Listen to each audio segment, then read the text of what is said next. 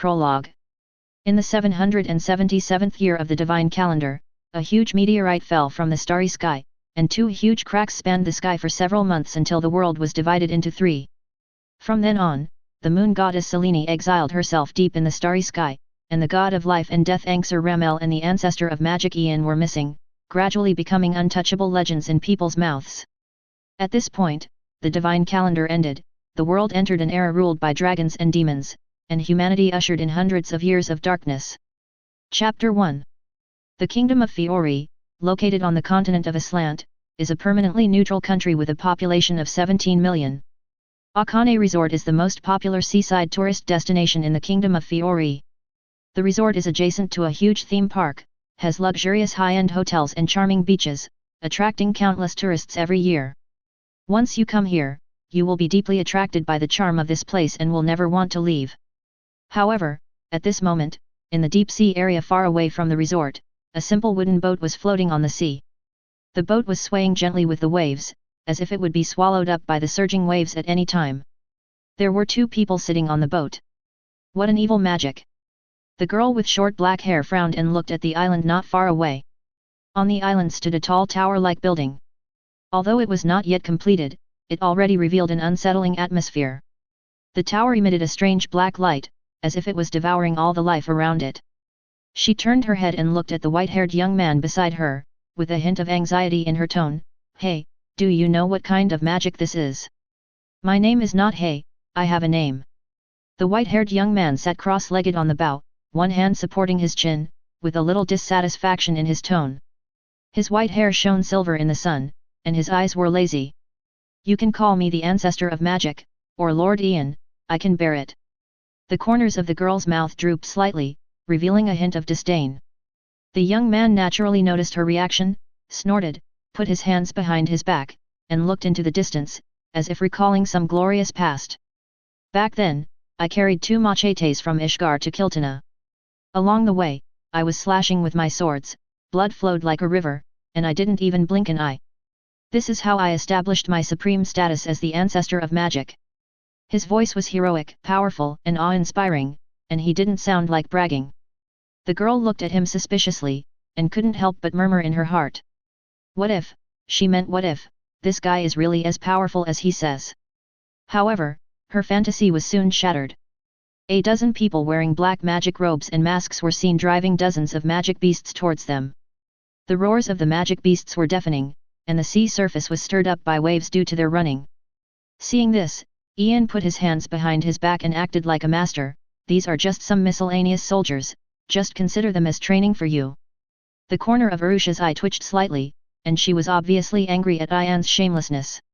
She glared at Ian fiercely, pushed him aside unceremoniously, and then took out a crystal ball from her arms. The crystal ball emitted a soft light in her hand, as if it contained infinite power.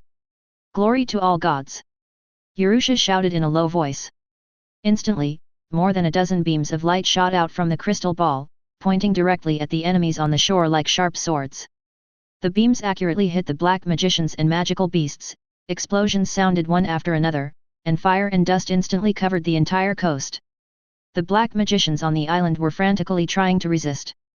One of them, seeing that things were not going well, quietly retreated to the back and quickly released a red beam of light into the sky. Arusha had no time to stop it and could only watch the beam of light explode in the air like a firework. Then, a transparent barrier rose up, covering the entire island and them. "This is trouble." Arusha frowned slightly, but she didn't look anxious. She waved her hand gently, and suddenly a dozen crystal balls appeared in the air. The crystal balls spun in the air, and with Arusha's control, beams of magic power shot out from the crystal balls, bombarding the shore indiscriminately. Boom boom boom. Explosions sounded one after another, and fire and dust once again enveloped the area. When the smoke and dust cleared, the black magicians on the shore had fallen to the ground, wailing one after another. "I can feel that the tower is the source of everything." Arusha's gaze turned to the unfinished building in the center of the island, with a hint of solemnity in her tone. At this moment, Ian's eyes moved slightly, and then he showed a gratified expression, as if he was praising a child who had just learned to walk. "You are already a mature wizard. I believe you can solve problems on your own without the company of adults." When Arusha heard this, her back teeth almost broke. Isn't this like treating her like a mule? If it weren't for you, she would have. Urusha's magic power flowed through the crystal ball. After a while, she finally suppressed the urge to beat Ian up on the spot and ran angrily towards the tall tower in the center of the island. Just when Urusha's figure completely disappeared from his sight, Ian casually patted the dust off his clothes, then turned his head to look at the one-eyed old man who had appeared not far from him at some point. "Are you here to steal my person, Xiao Pu?" Ian's tone was relaxed, as if he was chatting with an old friend. However, to Pres Hito, who was wearing armor and had white hair and beard, these words were as cold as the winter wind. Pres Hito was silent for a while, until the magic power flowed through his body and dispelled the coldness covering his body, then he slowly spoke. "Teacher, times have changed, and I am no longer the same person I once was." "Oh? Really?" Ian looked at his former disciple jokingly. There was no anger or disappointment in his eyes, but instead a hint of sarcasm. Preshito's expression became solemn, and purple-black magic rose from his body, colliding with Ian's power. In an instant, the ground shook, the sea rolled back, and the sky was filled with lightning and thunder, as if the end of the world had come. Amaterasu 100 styles. Pres Hito put his 2 fingers together and drew purple traces in the air. The 7-layer magic circle instantly enveloped Ian, and the violent explosion swallowed him in an instant. However, when the smoke cleared, Ian was still standing there unharmed, as if the explosion was just a breeze. Pres Hito was not surprised by this, and his eyes revealed a hint of mixed emotions. "For decades, I have been pursuing the abyss of magic, and have come infinitely close to the original magic." Pres Hito said softly, as if talking to himself, "Teacher, have you ever imagined that your former disciple has reached the same level as you?" Before he finished speaking, Pres Hito suddenly pulled off his eye mask, revealing a scarlet pupil that exuded a strange aura. His magic power began to boil and rise, and when the power reached its peak, the earth seemed to resonate with him. "Heaven's executioner, divine punishment." As Pres Hito growled, giant-sized demons emerged from the earth, their scarlet pupils flashing a chilling light. Ian scratched his head and sighed in disappointment. "That's it." When Pres Hito heard these 2 words, he was so angry that his face turned red. He thought his mind was perfect and nothing could make him upset, but Ian's contempt made him feel more angry than ever before. "This is the Book of Ziref." Pres Hito tried to defend himself. "Then did you know that Ziref was once my disciple?" Ian interrupted him directly, his tone cold. "I thought you would be able to make some progress with my guidance, but I didn't expect you to be so stupid." Ian's gaze was as cold as ice, and Pres Hito felt as if he had fallen into an ice cellar. He did not dare to hesitate, and immediately turned around and fled into the distance. As he fled, the demons also turned into soil and returned to the earth. Ian did not choose to pursue. His body trembled slightly, flickering a few times as if the signal was insufficient. After stabilizing, Ian's body seemed a little illusory. At the same time, the tower in the center of the island suddenly exploded violently. The tower began to break in the middle, and the collapsed part of the tower fell on the island, causing violent vibrations and triggering a huge tsunami. The waves were surging, as if they were going to swallow everything. Chapter 2. The ruined town and collapsed palace were filled with thick smoke and burning smell. The sky was covered by thick dark clouds, and occasionally a few dazzling lightning flashed across the sky, illuminating the devastated land. Unarmed people fled in panic among the ruins, screams, wails, cries and roars intertwined together like a tragic doomsday symphony, echoing among the empty ruins. Dozens of giant dragons were entwined in the sky, their scales gleaming with a cold luster under the reflection of lightning. From time to time, the giant dragons spewed out blazing dragon flames from their mouths, and the flames fell like meteorites, destroying the remaining hope on the ground. Every time the dragon flames came, it would trigger a new panic and despair, and the flames devoured everything, dyeing the earth red. Not far from the dragon, a red-haired woman covered in blood was fighting fiercely with more than a dozen dragons. Her battle skirt had long been soaked in blood and clung to her body, rustling in the cold wind as she moved. Her eyes were as firm as iron, and the magic wand in her hand was flashing a faint light, as if telling of her final stubbornness. In the distance, other people could be vaguely seen fighting with dragons, their figures looming in the flames and smoke, as if they would be swallowed up at any time. "Give up, noble queen, mother of Dragon Slayer. Today, the kingdom of Dragonov will perish." A giant dragon covered with blue and gold scales spoke slowly, its voice as shocking as thunder. There was a very long scar on its head, which seemed to tell of its past battles and glory. It looked down at the woman from above, with a hint of complex emotions in its eyes, as if it was pitying her, but also as if it was mocking her. Thunder Dragon King Alex. The woman gritted her teeth, her voice trembling slightly, but her eyes remained as firm as ever. Her face was covered in blood, but a sneer rose at the corner of her mouth. If the teacher was still here, would you dare to speak so arrogantly here? The Thunder Dragon King was silent for a moment, with a complex emotion flashing in his eyes. He lowered his head, as if thinking about something, and finally sighed, "Under the gods, we are all ants." The woman suddenly laughed, her laugh was so bright and sarcastic. Her laughter echoed in the ruins, as if it was her last struggle against fate. Her cheeks were stained red with blood, and her smile looked particularly strange and charming against the bloody background. Then, her body began to change, with sharp wings spreading from her back, her hands turning into claws, and a layer of red scales quickly covering her body. In just a few seconds, the woman turned into a giant red dragon, howling towards the sky with a deafening roar. Roar! Urza suddenly woke up from the nightmare, with beads of sweat on her forehead. Her heart was beating violently, as if it was trying to break out of her chest. The scene in the dream was still clearly imprinted in her mind, the roar of the dragon, the screams of the people, the scene of fire and blood, as if it was reappearing in front of her. She took a deep breath, trying to calm her fear, but the pain in her body pulled her back to reality. She looked down at her hands, which were wrapped in white bandages, and her fingertips were trembling slightly. She stared at them, as if to confirm whether she had turned into the dragon in her dream.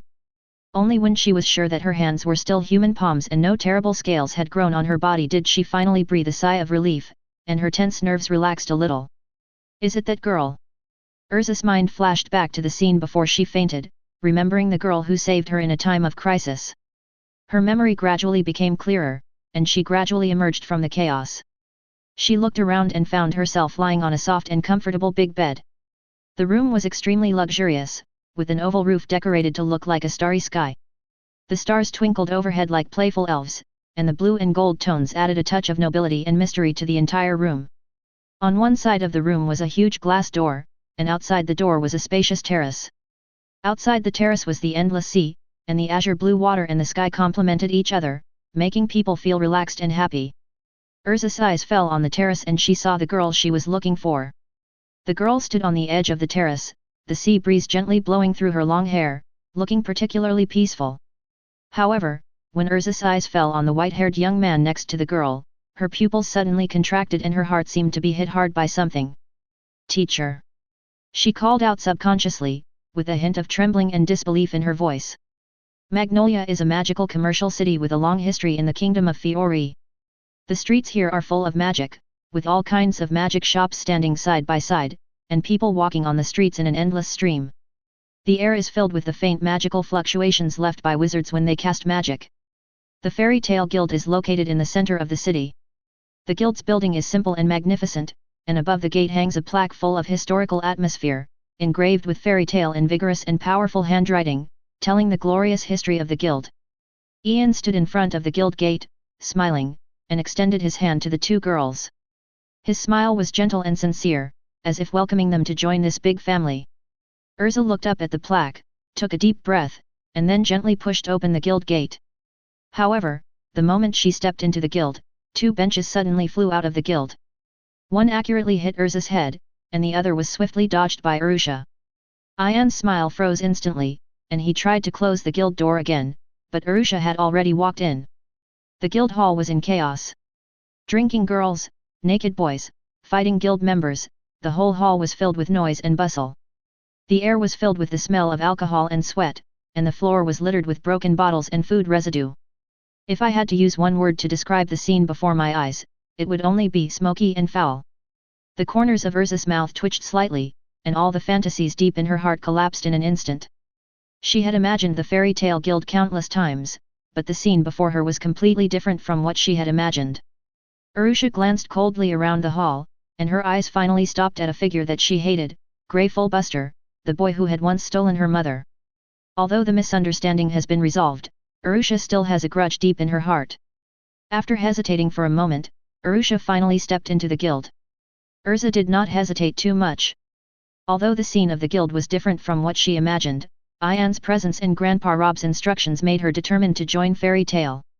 After stamping the guild emblem, Arusha refused Urza's company and left the guild alone. Her back looked a little lonely, as if she was looking for something. Shortly after she left, another figure also quietly walked out of the guild. At the bar, the Sandame Makarov held a glass of wine and looked deeply at the direction where Ursa left. He took a sip of wine and whispered, "If I'm not mistaken, that girl should have a close relationship with the ice mage Ursa." Ian nodded and said calmly, "She is Yu's daughter." Yu's tears. Makarov repeated the name in a low voice, with a complex emotion flashing in his eyes. He could feel the heavy maternal love behind the name, and finally sighed, "Let the young people solve their own problems." Then, Makarov turned his gaze to Ian, a hint of worry in his eyes, "Did you fight with someone?" Although it was a question, his tone was very certain. "I just made a slight move to scare Preshedo." Ian did not hide it. With Makarov's strength, it was not difficult to see his condition.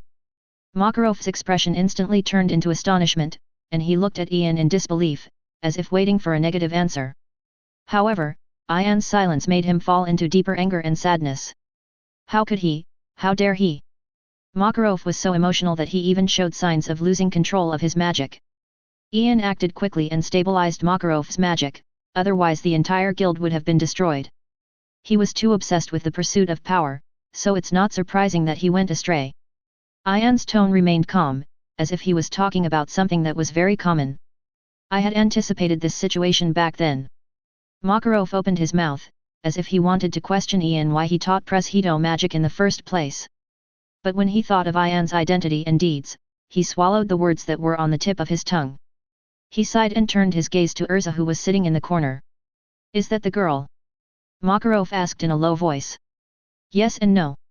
Ian's answer seemed a little quiet. He didn't explain too much, but everything seemed to be self-explanatory. The surname that almost disappeared in the long river of history but existed in the guild's records was enough to explain everything. "By the way, Rob died. I was late to save Urza." Ian's voice was a little low. Makarov was stunned for a long while. He seemed to have aged a lot. He was silent for a moment, and finally whispered, "I know." The two fell into silence for a long time, and a heavy atmosphere filled the air. I don't know how much time passed until Arusha and Grey walked into the guild at the same time. Arusha was radiant, while Grey had a bruised face and had obviously just been through a fierce battle.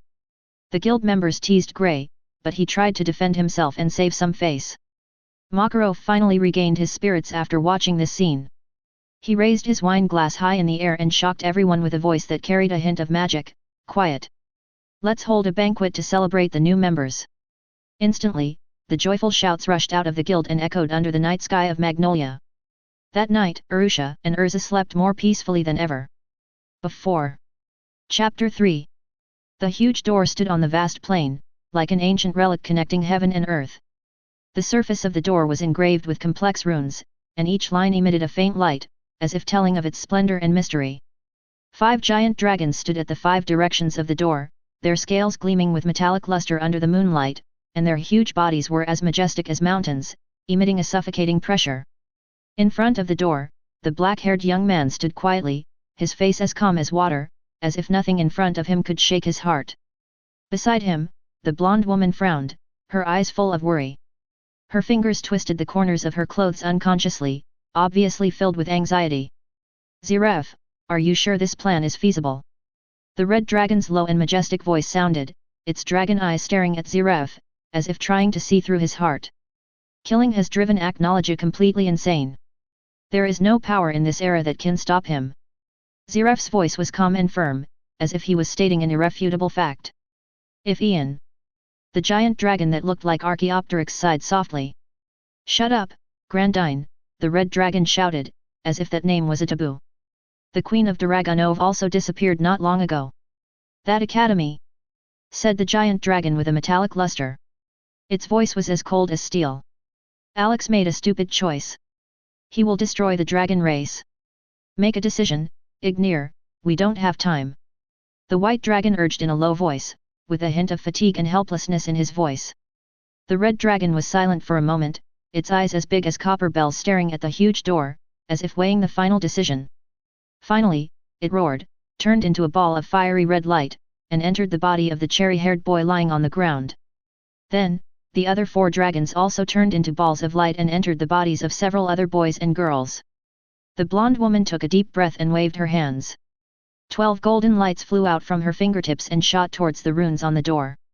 As the golden light was injected, the door slowly opened, making a low rumbling sound, as if announcing a certain predetermined fate. Rockers, the capital of the kingdom of Fiori, is known as the Flower City because of the variety of flowers that bloom throughout the year. In the flower beds on both sides of the street, colorful flowers bloom, and the air is filled with a faint floral fragrance. The Palace of Lanterns, Malukalias, is located in the center of Rocker City and is the royal palace of the kingdom of Fiori. This palace, which is usually noble and solemn, welcomed a distinguished guest today.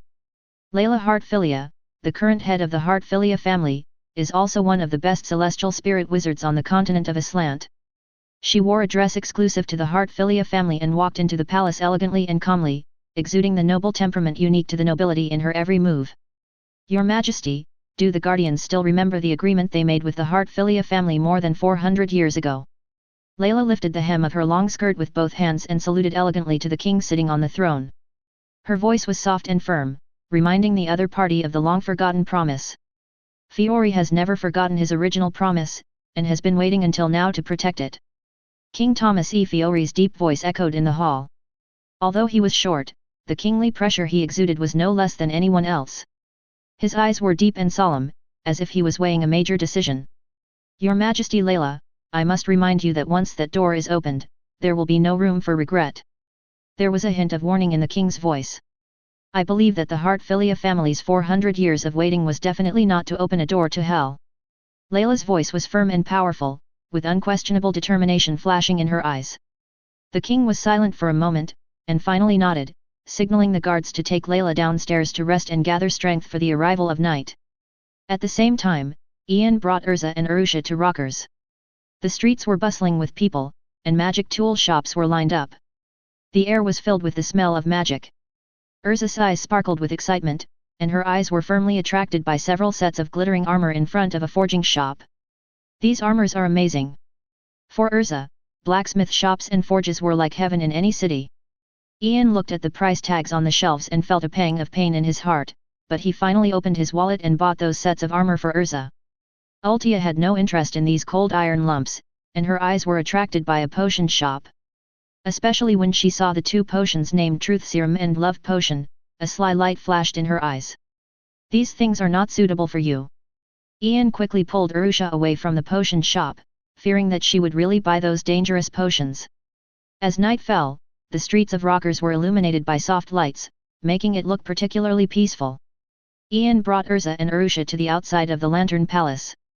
This is the Fiori Palace, what do you want to do? Arusha frowned, with a hint of vigilance in her eyes. Although she was not afraid of the powerful, it was obviously not a wise decision to break into the palace so recklessly. You will know soon. Ian smiled mysteriously, with a sly look in his eyes.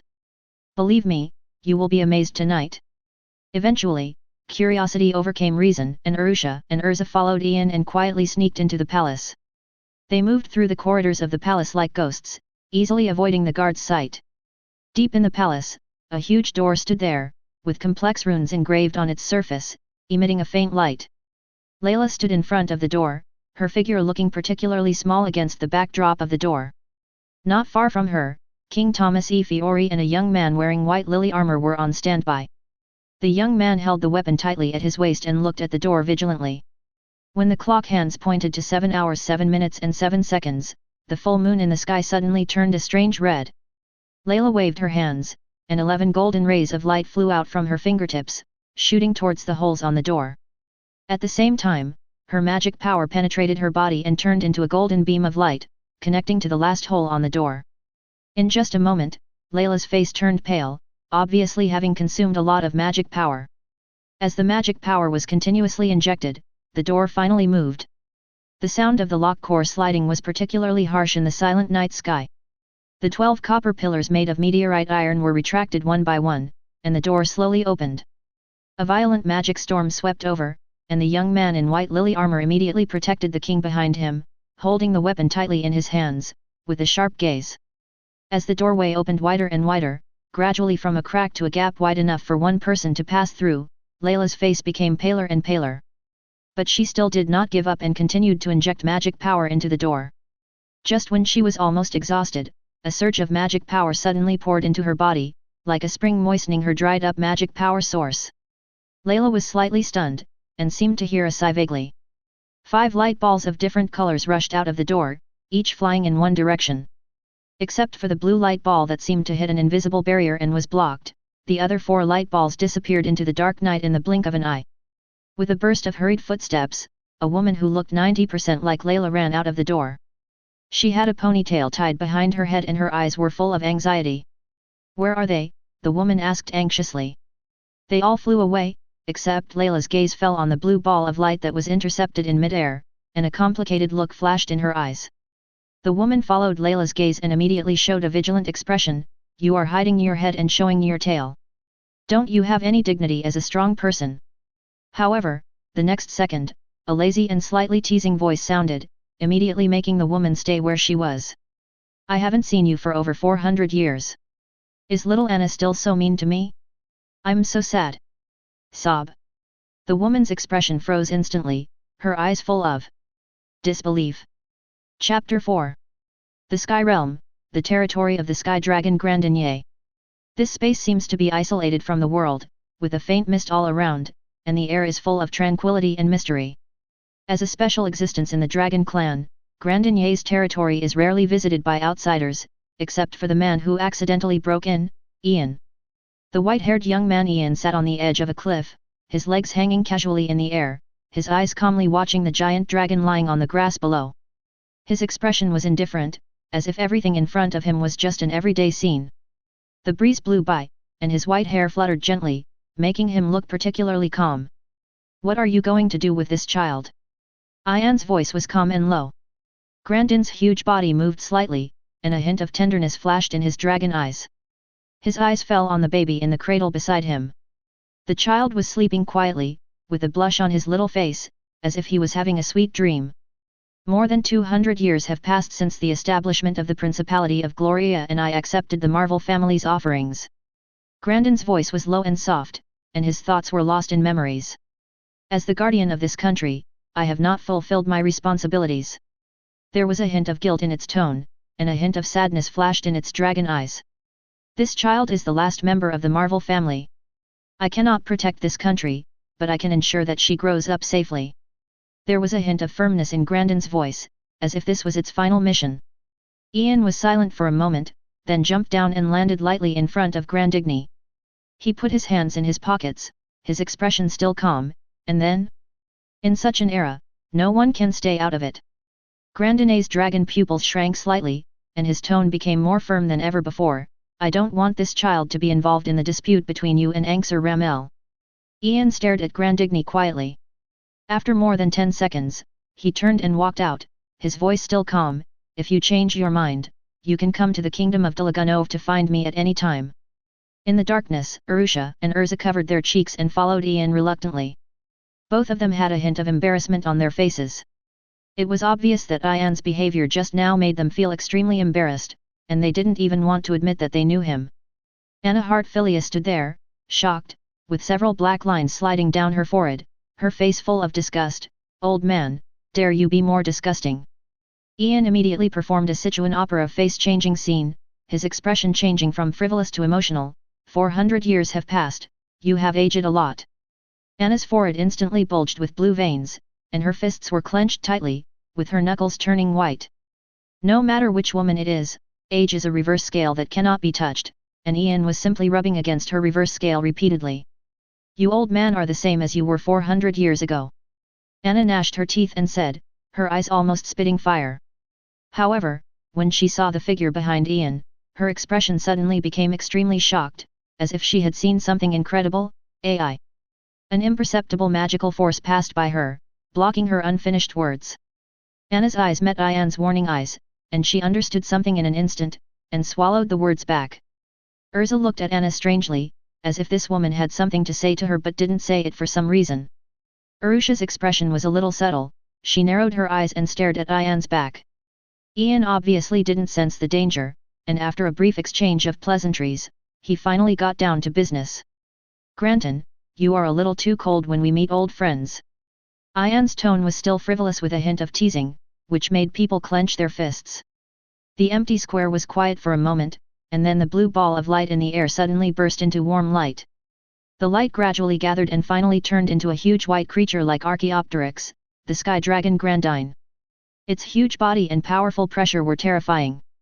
Even though it was not targeting anyone intentionally, it still made everyone except Ian and Anna involuntarily take a few steps back.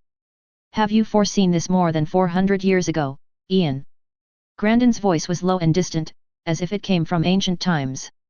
Ian shrugged, not answering directly, but it seemed to have said it all. So, have you made a decision? You are no stronger today than you were 400 years ago. There was a hint of doubt in Grandine's voice. But it can't get any worse, can it? Ian's tone was still relaxed, as if he was talking about an insignificant matter.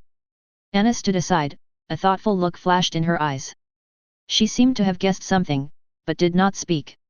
Grandigne fell into silence for a long time.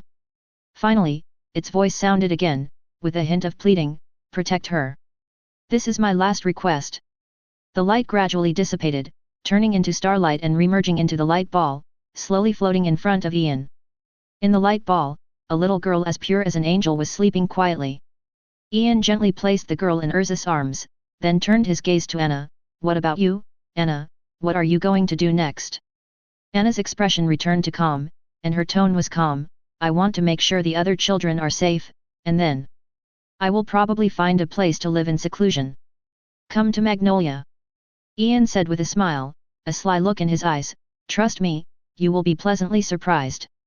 Anna's expression moved slightly, but on the surface she still responded unhappily. Over the years, except for being almost pd off by you, I haven't received any surprises.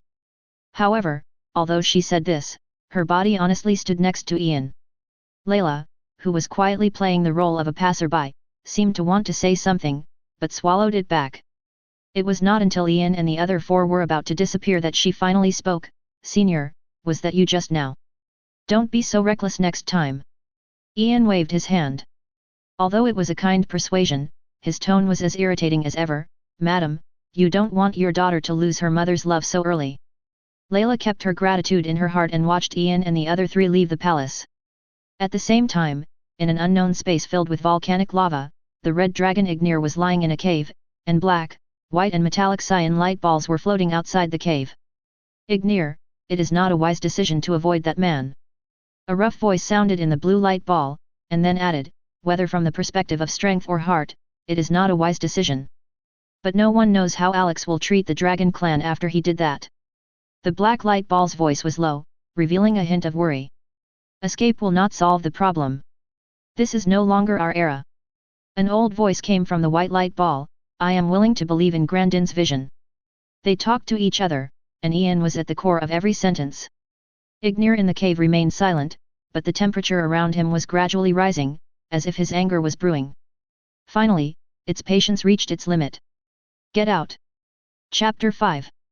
Urza returned to the inn and lay on the bed, tossing and turning, unable to fall asleep.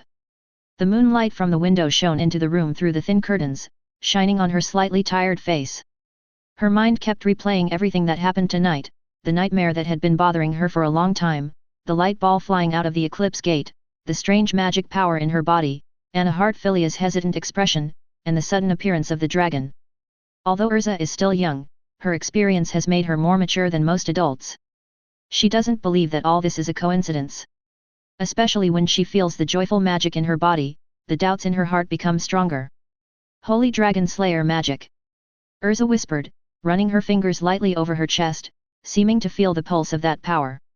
After hesitating for a moment, she quietly stood up, gently pushed open the window, jumped up, and disappeared into the night.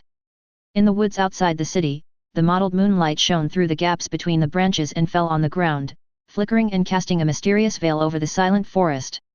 Urza stood in an open space, took a deep breath, closed her eyes, and felt the magic power stirring in her body. Suddenly, a powerful magic power burst out from her body, and the white light surrounded her body like a substance, shining with the moonlight, as if she was wearing a holy coat. Her hair fluttered gently in the fluctuations of magic power, and her eyes flashed with a determined light. The holy dragons, roar! Following the guidance of instinct, Urza gathered magic power in his mouth and then ejected it violently. A dazzling beam of light cut through the night sky, destroying all obstacles in front of him with overwhelming force. The beam of light finally hit a mountain in the distance, causing a violent explosion. Flames shot up into the sky, thick smoke billowed, and the entire mountain was visibly shorter with the naked eye. Urza stood there, panting slightly, her eyes full of shock. She had never thought that this newly awakened magic would be so powerful. In terms of destructive power alone, it was simply not comparable to the night magic she had mastered before. Is this the dragon-slaying magic? She whispered to herself, with a hint of disbelief in her tone. Yes, this is dragon-slaying magic. A gentle voice came from behind. Urza turned around and saw Anna standing behind her with a complicated expression on her face. Urza was not surprised that her whereabouts were exposed. Whether it was Ian, Anna, or Arusha, they were all stronger than her, and it was impossible for her to sneak out without being noticed by them. Moreover, the power of the magic just now was enough to shake the whole city. The only thing that surprised her was that it was Anna who followed her out, not Ian or Arusha. However, this was exactly what she wanted. Adding dragon power to humans, forming dragon power controlled by humans, this is Dragon Slayer magic. Anna looked at Urza, with a hint of emotion in her tone. When Dragon Slayer magic was first created, it was to fight against those evil dragons. In the darkest and most desperate times of mankind, its existence ignited the flame of hope for mankind. Urza's expression changed slightly, and the dream reappeared in her mind. The woman in the dream looked very similar to her and was called the mother of Dragon Slayer.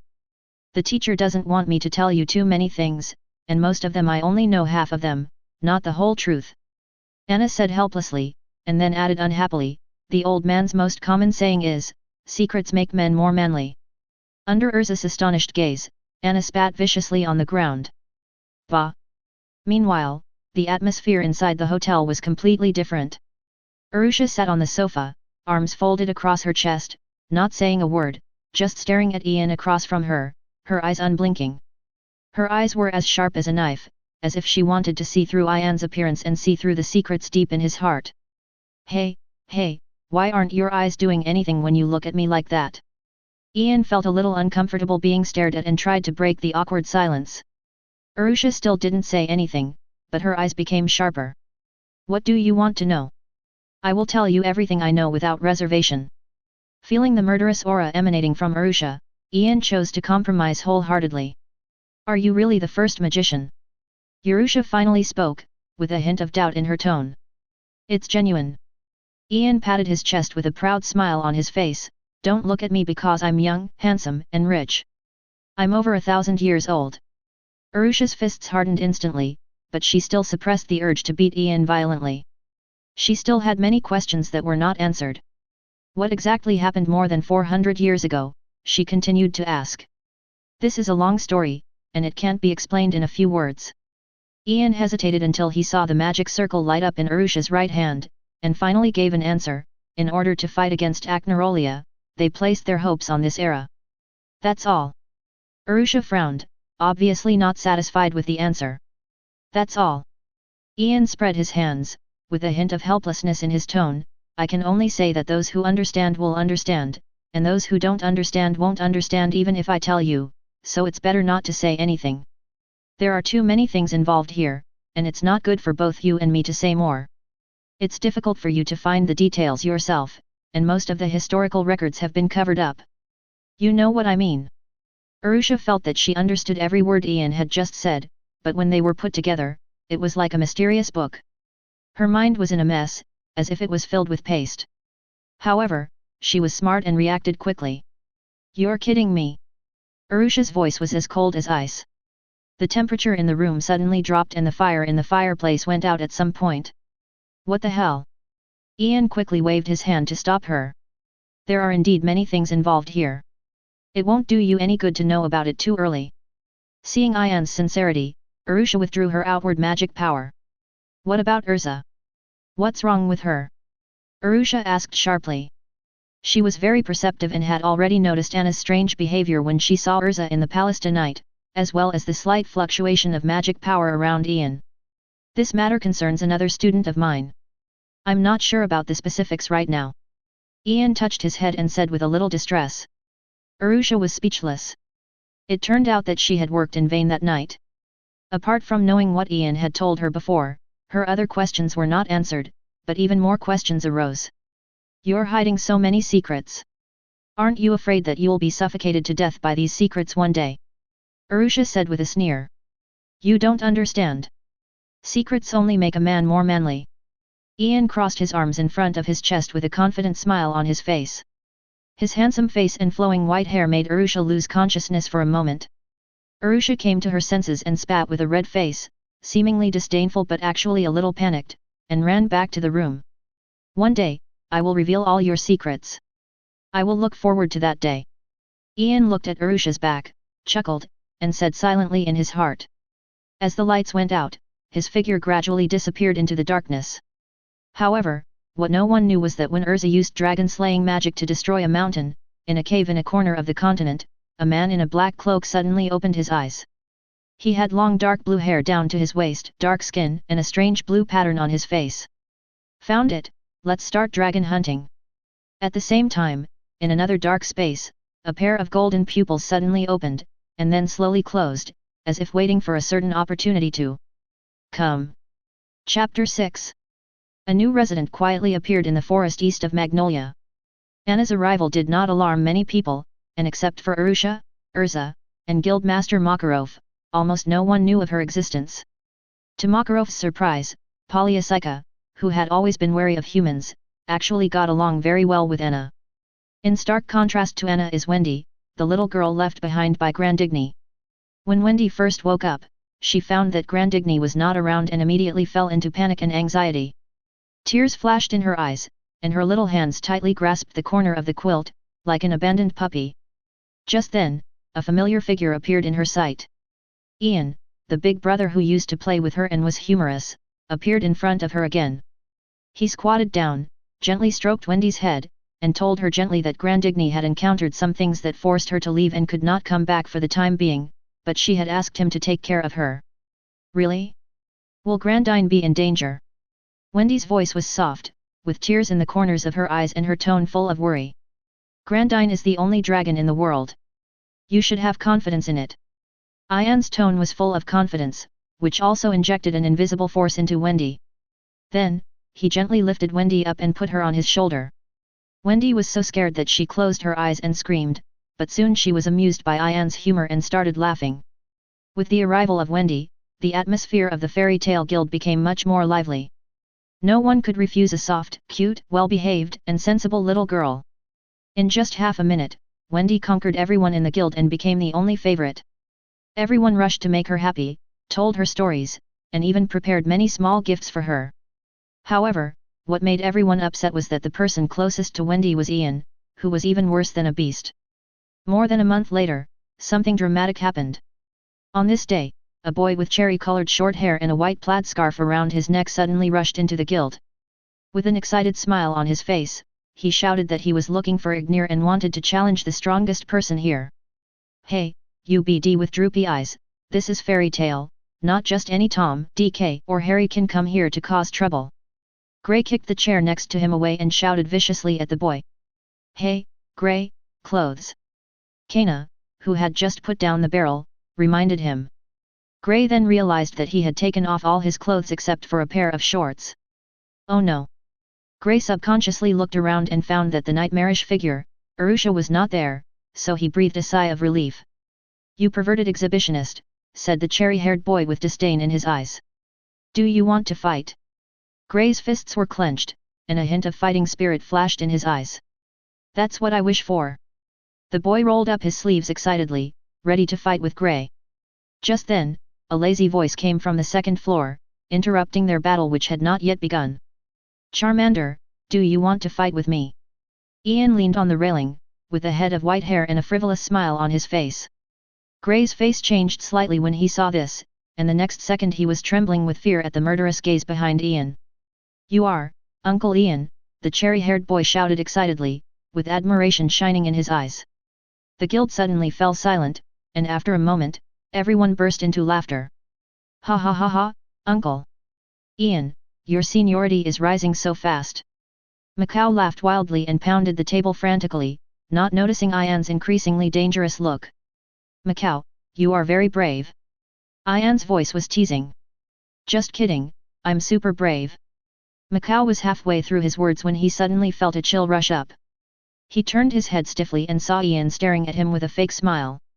Before Macau could open his mouth to explain, he turned into a shooting star and flew out of the guild, leaving only a set of clothes to prove that he had been there. What a pervert! Everyone shouted in their hearts at the same time, and then began to gloat over his misfortune. Look at this Macau, he was defeated in just one move, so lame. This Macau is lame. Looking at Macau, who was only wearing a pair of underwear and was being chased by the city guards outside the guild, cheerful laughter was heard again in the guild. Seeing Ian free his hands, the cherry-haired boy immediately rushed over. Uncle Ian, you are here too. How about joining my guild? This way you can challenge me every day. Ian's voice was full of temptation, as if luring the boy into some unknown territory. Suddenly, the scene in front of Ian's eyes blurred, and the next second, his consciousness appeared in an unknown volcanic lava space. The hot magma flowed around, and the air was filled with the smell of sulfur, as if he was on the edge of hell. Ignir, surprise or not, unexpected or not, we finally meet. Ian said with a smile, looking at the dark cave in front of him. Ian Bell. What exactly is your purpose? In the cave, the angry roar of the fire dragon King Ignir rang out, shaking the entire space. He didn't believe that the man in front of him didn't sense his presence. This feeling of not being trusted is really annoying. Ian pressed his forehead in annoyance. The next second, his usually kind face suddenly became extremely terrifying. You haven't forgotten what Ziref did. Seeing Ian's expression, Ignir suddenly calmed down. You know very well that it wasn't Ziref, and I don't intend to interfere in the feud between you. Tisk tisk, so boring. Ian curled his lips and instantly returned to his usual lazy attitude. You took the initiative to pull me in, not just to reminisce with me and say a few meaningless words, right? Ian Bell, interfering too much with humans is not a wise decision. Ignil said in a deep voice with a hint of warning in his tone. When facing those who are weaker than himself, Ignir can overpower them with force, but when facing an ancient being like Ian, even he must be cautious in his words and actions even if he is the Fire Dragon King. I'm returning this sentence to you verbatim. Ian said calmly, whether it's Natsu or End, it may just depend on your decision. What's more, Ian's figure gradually became illusory and disappeared from the volcanic space, but his last words made Ignil fall into deep thought. I am a human being, so why should I interfere? His consciousness returned to his body. Although the conversation with Ignil just now took more than 10 minutes, only a few seconds had passed in reality. Let's talk after the fight. I'm going to attack, Uncle Ian. Flames suddenly burst out of Natsu's hands and he rushed towards Ian excitedly. Plan. Good night, Makabeka. There was a crisp sound of a knife being stabbed, and Natsu fell to the ground neatly and fell into a deep sleep. This idiot. Gray put his hands in his pockets after putting on his clothes again, and whispered with contempt. Ian grabbed Natsu's scarf, lifted him up, and threw him in front of Makarov. I'll leave the rest to you, Sandame. Chapter 7. The town was reduced to ruins, and the air was filled with thick smoke and the smell of blood. Dozens of scarred dragons were entrenched on the ruins, their scales gleaming coldly in the sun, their eyes full of vigilance and anger. These dragons, who once looked down upon the world, now looked as if they were facing a great enemy, staring intently at the white-haired young man in front of them who was obliterated by countless sharp sword lights. It turns out that we can't have too many expectations on a group of large lizards like you. A frivolous voice came from a distance, with a hint of disdain and ridicule. Thunder Dragon King Alex turned his head angrily, with rage burning in his dragon eyes. His eyes fell on a burly man. The man carried a katana on his shoulder, with strange patterns carved on his right face. His long black hair fluttered in the wind, revealing half of his chest, and he looked wild and unruly. He ignored the dragon's angry gazes and walked over slowly. Every step he took seemed to step on the dragon's hearts, bringing an invisible sense of oppression. Angsar Ramel cult. A gust of wind blew past, and the white-haired young man walked out of the knife light. His clothes were tattered and he looked very miserable, but he was unharmed. His eyes were gloomy, staring at the arrogant man. Ulysses Young. The man grinned, revealing a bloody smile, as if he was enjoying the upcoming slaughter. I have long wanted to taste your blood. If you can do it. The white-haired young man's voice was cold, and there was a hint of murderous intent in his eyes. Natsu still joined fairy tale. In the field of child kidnapping, Ian is willing to call Makarov the best. Ian also fulfilled his previous promise and accepted all the challenges from Natsu. However, the result was always the same, he only needed one knife to make Natsu fall asleep on the ground. I will definitely beat you next time. Natsu ran out of the guild, shouting out the words he had said countless times. His voice was full of fighting spirit, and every failure was just a step towards victory. There was a burst of laughter in the guild. No one thought that Natsu could defeat Ian, but no one laughed at him either. Not everyone has the tenacity and courage to keep fighting despite repeated defeats. Moreover, Natsu's carefree personality is a typical example of a fairy tale wizard. In addition to his daily sparring with Natsu, Ian occasionally takes Ursha and Urza out to perform commissions. This is not only to allow them to gain experience, but also to improve their strength. Every time they go out, Wendy is entrusted to Makarov to take care of her. This time, Ian accepted 5 commissions at once, one of which was an S-level commission assigned to Fairy Tale by the Magic Council.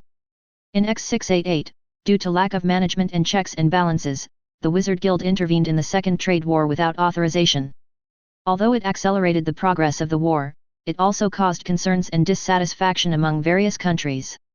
After the war, an organization responsible for maintaining order in the magic world of Aslant, the Magic Council era, came into being. The council consists of 1 speaker and 9 members, who are mainly responsible for monitoring the actions of various wizard guilds and punishing illegal and dark guilds. To this end, the council is also equipped with an investigation team and a forced detention force to carry out tasks. In addition to supervision, the council will also delegate some difficult tasks to major guilds in the form of commissions, and the rewards are not cheap. Therefore, although the various guilds have complaints about the management of the council, they are also very happy to cooperate with them. The S-level commission that Ian accepted this time was a task assigned by the council, to investigate the large-scale disappearance of people on the border of the Principality of Rit. On the border of the Principality of Ritter, several small towns have experienced strange disappearances. At first, the town officials did not take it seriously, after all, similar incidents happen every year. However, what happened next plunged the entire principality into panic. The population of an entire town disappeared overnight, leaving only an empty city. This kind of vicious incident is obviously not something that ordinary people can do. The Principality of Ritter immediately reported the situation to the council. The council sent the Crescent Knights to investigate, but something even more terrifying happened. The magicians of this knight group also lost contact quickly, as if they had never existed. The Magic Council immediately defined this incident as a red-level Super S-level event and assigned the investigation mission to Fairy Tale. Standing on the tallest tower in the town that had lost all its citizens, Ian's gaze passed through the empty streets and fell on the endless sea of trees outside the town. The Barberry Forest, this familiar yet unfamiliar forest, seemed particularly strange in his eyes at this moment. Is it a coincidence? Ian whispered to himself, with a complex emotion flashing in his eyes. No, all coincidences are inevitable. He took a step forward and jumped straight down from the tower, landing steadily in front of Ursha and Urza, who had just explored the entire town. There are no clues left, and the buildings are not damaged at all. Urusha frowned, with a hint of confusion in her tone. It's as if the residents here walked out of the room and left the town on their own. Urza was equally puzzled. She looked around, trying to find any clues, but the entire town seemed to have been completely emptied by some mysterious force, leaving no trace of struggle. Putting aside all appearances, what is left in the end may be the only truth, no matter how bizarre it is. Ian said softly, his eyes still fixed on the Barberry Forest in the distance. You mean, they really left on their own initiative? Urusha was stunned for a moment, and then she felt a chill down her spine. But why did they do that? Where did they go in the end? Following Ian's gaze, Urusha and Urza looked towards the nearby Barberry Sea of trees.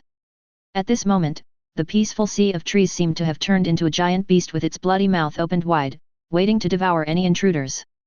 At the same time, deep in the Barberry Forest, a gloomy castle stood in the dense forest. Black magic lingered around the castle like fog, exuding a creepy and ominous atmosphere. Deep inside the castle, 3 people covered in black robes were gathered around an altar, chanting obscure magic spells in a low voice. Bright red blood flowed slowly along the grooves on the altar, and finally gathered in the center of the altar, emitting a strange red light. As the spell was chanted, a vague figure emerged from the altar. At this moment, one of the men in black robes seemed to notice something and whispered, "Another rat has entered the forest. It's nothing more than adding nourishment to the great holy judge." Another burly man in black robe said with a grin, his voice full of cruelty and disdain. "Violet." Finally, the black-robed man nodded, and a deep female voice came from under the hood, "I have already notified Wiz." As the ceremony continued, the atmosphere in the castle became increasingly oppressive, as if some indescribable presence was approaching. At the edge of the sea of trees, Ian and his two companions had just stepped into this mysterious forest when they were blocked by a man in black robes. "Please don't go any further. I don't want to hurt you." Chapter 8.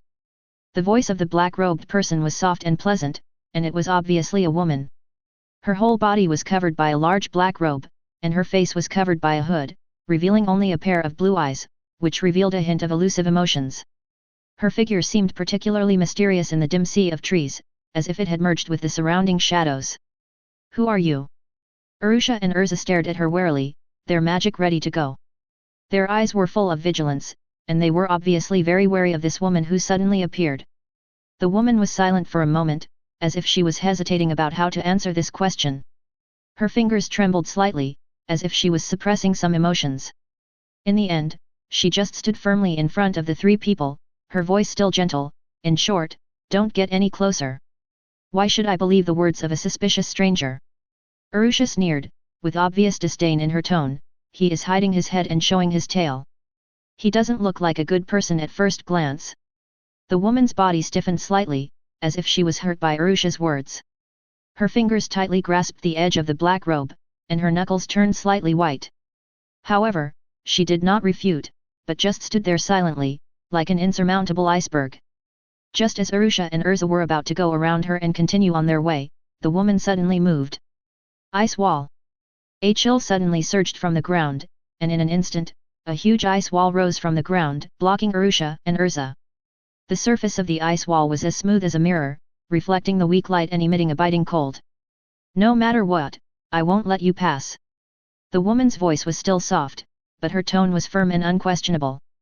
The corners of Arusha's mouth slightly raised, revealing a mocking smile, "Use ice magic in front of me." She turned to look at Ian, "You go first, leave this to me and Urza." The smart Arusha had already seen Ian's seriousness in this incident, so she made a prompt decision and decided to deal with the enemy together with Urza. Ian nodded without saying anything. He walked straight towards the ice wall, ignoring the thick ice wall behind him. As he took a step forward, a human-shaped hole instantly appeared on the ice wall. Ian passed through it easily, leaving the man in black robe standing there in a daze. The man in black robe tried to stop her, but when she saw Ian's cold eyes, her body froze instantly. Those eyes seemed to be able to see through everything, with an irresistible pressure that made her unable to move. "There's a flaw." Arusha seized the opportunity and immediately launched an attack, "Ice make rose garden." As she shouted, countless ice roses and thorns appeared out of thin air, circling through the holes left by Ian and wrapping around the man in black. The petals of the ice roses were as sharp as knives, and the thorns spread rapidly like poisonous snakes, as if to completely bind the man in black. Ding ding ding ding. However, the black-robed man was not frightened by this sudden attack. She flicked her fingers, and 3 crystal-clear ice shields instantly replaced the ice wall and surrounded her. Arusha's ice rose hit the ice shield, making a crisp impact sound, but not even a crack was left, and it finally shattered. "Ice make phoenix." Arusha was not to be outdone and cast her magic again. As the cold air surged, an ice crystal phoenix appeared out of thin air, flapping its wings and charging towards the man in black robes with a biting cold air. However, the ice phoenix crashed into the ice shield and still could not break through the defense. With a crisp cracking sound, the ice phoenix instantly turned into a pile of broken ice and scattered on the ground. "Impossible." Arusha looked at this scene in disbelief, her eyes full of shock. She had never thought that she would be defeated by someone other than Arusha in ice magic. "Change clothes, Tianlun armor." Urza saw this and immediately cast a magic. She instantly changed into a set of gorgeous armor and held a long sword shining with cold light in her hand, Tianlun. Dizzying sword. Under her control, dozens of long swords shot at the ice shield like raindrops. However, the long swords only splashed a few ice chips when they hit the ice shield, and could not break through the defense at all. "What a strong defense!" Urza exclaimed, a hint of solemnity flashing in his eyes. I have no intention of fighting with you, but please don't go any further. The black-robed man's voice was still gentle, as if he was advising, but also as if he was threatening. Urusha and Urza looked at each other and realized that the enemy in front of them was not simple. They stood still and stopped attacking. The black-robed man did not make any further moves, but just stood in front of them quietly. Who are you? Urusha tried to get some clues from the man in black robe. The man in black robe fell silent again and was unwilling to talk about his identity. How did you make an entire town disappear? Urusha tried again. This time, the man in black robe finally spoke. It's magic, charm magic. Her voice was low, as if she was telling a secret she didn't want to mention.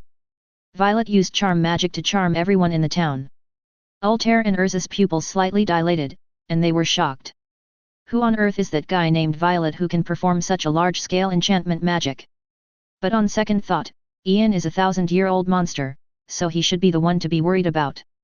Thinking of this, after confirming that the black-robed person had no intention of attacking, Urusha and Urza simply sat down and started chatting with the black-robed person. They tried to get more information from her, and the black-robed person did not seem to object to this situation where they did not need to fight, but always avoided the topic of her identity. At the same time, the sacrifice in the castle had entered its final stage. The three men in black robes raised their hands high and shouted in excited and high-pitched voices, "The great god Anxur Ramel has bestowed his blessing upon us. Come, holy judge, Ulysses Young." The strange red light enveloped the entire castle, and the illusory figure on the altar gradually solidified. As the halo shattered, a strong heartbeat struck the eardrums of the four people, and the whole world was shaking. The man on the altar suddenly opened his eyes, with the scarlet light flashing in them. There was a strange pattern carved on his right face, his long black hair fluttered in the wind, and his naked upper body was muscular and full of strength. The killing intent that was almost condensed into substance rushed straight into the sky, and the powerful magic power suddenly erupted, sweeping everything around the altar. The solid castle collapsed under the impact of this magic power, the trees began to wither, the birds fell, and the ground cracked. Wherever the storm formed by the ominous magic power passed, it plundered all traces of life. At this moment, the world seemed to change from a watercolor painting to a black and white ink painting, losing all color and vitality. When the storm dissipated, what came into view was a doomsday-like scene. The castle had been reduced to ruins, the surrounding land was full of cracks, and the air was filled with the smell of death. Three men in black robes stood on the ruins with solemn expressions. Their eyes were fixed on the man in the center of the ruins, their eyes full of awe and fear. The sound of dong-dong footsteps rang out, as if every step was stepping on everyone's heart, heavy and powerful, suffocating. Ulysses Young walked out of the ruins, his naked upper body covered with strange tattoos, and the pattern on his right face looked particularly hideous in the dim light. A bloody smile appeared on the corner of his mouth, and his eyes swept across the three black-robed men, finally landing on Ian in the distance. "Ian Bell, I'm back, are you ready?" Chapter 9. Under the dark night sky, Ulysses Young half knelt on the ground, the pattern on his right face looked particularly hideous under the moonlight. His body was covered with scars, blood dripped down his arm to the ground, staining the soil under his feet red. However, even though he was seriously injured, he still laughed wildly, and the pain was just a trivial stimulation to him. "Ian Bell, you can't kill me in this state." Ulysses Young stood up shakily, with a rebellious smile on his face and a crazy light flashing in his eyes. His voice was hoarse and low, as if it came from the depths of hell. "When I return, I will sacrifice everyone around you one by one." Ian stood not far away, his expression gloomy, his eyes flashing coldly. His white hair fluttered gently in the night wind, and a faint magical halo enveloped his body, making him look particularly cold. Facing Ulysses Yang's provocation, his voice was calm and cold. "Next time, I will definitely kill you." Royalty. As Ian whispered, a powerful gravity field was formed instantly, covering the entire area. The air seemed to be frozen, and Ulysses Young, who had just stood up, fell to his knees again, his knees hitting the ground with a crisp sound of bone cracking. He still had a crazy smile on his face, as if he could not feel the pain. The gravity field gradually increased to its peak, and Ulysses Young's body gradually began to be unable to withstand this terrifying pressure. His blood vessels and bones gradually shattered under the pressure of gravity, and finally turned into a pool of flesh and merged into the soil. However, the dark and bloody magic field still enveloped the area. Heaven and earth, furnace. Ian did not stop there, but continued to increase his magic power. The powerful magic fluctuations shook the heaven and earth, and the metal elements in the earth and air were constantly refined and gathered under the traction of magic, and finally turned into a dark castle, completely sealing off the magic field left by Ulysses Young. After doing all this, Ian's figure gradually stabilized, but compared to the beginning, his body seemed to become much more blurred and transparent, as if it would dissipate into the air at any time. Compared to more than 400 years ago, Ian's state of mind is very different now. I thought you would run away the moment you sensed me. Ian smiled slightly, his tone relaxed, as if the two of them were not mortal enemies, but old friends who met again after a long separation. Escape. Ulysses Young covered his face and laughed wildly. The patterns on his right face twisted and squirmed as he laughed, like living worms. His laughter was full of anger and madness, as if he was venting the pain and humiliation that had been sealed for more than 400 years. For more than 400 years, I have always wanted to repay your hospitality. Ulysses Young's voice was full of hatred and his eyes were burning with the flame of revenge. In that case, I don't mind giving you an extra 400 years. Ian smiled faintly, with a hint of sarcasm in his tone. Not to mention Ian, who was facing Ulysses Young, even the three men in black robes could feel the murderous intent surging in this space. The air was filled with a suffocating sense of oppression, and even breathing became much more difficult. Respected Holy Judge, you still need some time to recover to your peak condition. Now is not the right time to engage in a battle of pride. The leading black-robed man advised in a low voice with a hint of awe in his tone. Although Ulysses Young always likes to solve problems with his muscles, he is not a fool without brains. He knows that he is in a very bad state after being released from the seal, and although Ian is in a bad state, he still has enough power to threaten him. If he rashly starts a life and death battle with Ian, the final result will only be to be sealed again. Want to escape? Ian chuckled, a hint of mockery flashing in his eyes. Do you think I just did it to irritate you? Field, expand. Retreat quickly. The two men's voices rang out almost at the same time. An invisible force spread from Ian's side at lightning speed, instantly covering the entire area. In addition to the black-robed man at the head who reacted quickly and disappeared as if he had teleported, the other three people, including Ulysses Young, were also affected by this force and disappeared with Ian. I missed one. Ian said in disappointment as he looked at the man in black robes outside the unknown space. He didn't expect that the other party had such a strange method to escape from his domain. However, welcome to my world, Ulysses. Ian turned his head and looked at Ulysses Yang with a smile. You should be familiar with this place. Nibelung. Ulysses Yang's face was cold, with a hint of fear in his voice. Nibelungen, a special space created by the legendary magic ancestor Ian Bell. In this space, all those who are identified as enemies will be suppressed, and Ian's strength will be greatly improved. No one can accurately describe the specific situation of Nibelungen, because everyone who enters here has died except Ulysses Young. However, even he was sealed here by Ian more than 400 years ago. He originally thought that he would not be able to see the light of day again until the day when Anxur Ramel, the god of life and death, descended again. However, for some reason, the seal was lost from the Nibelungen and was eventually found by Anxur Ramel's followers, who released him.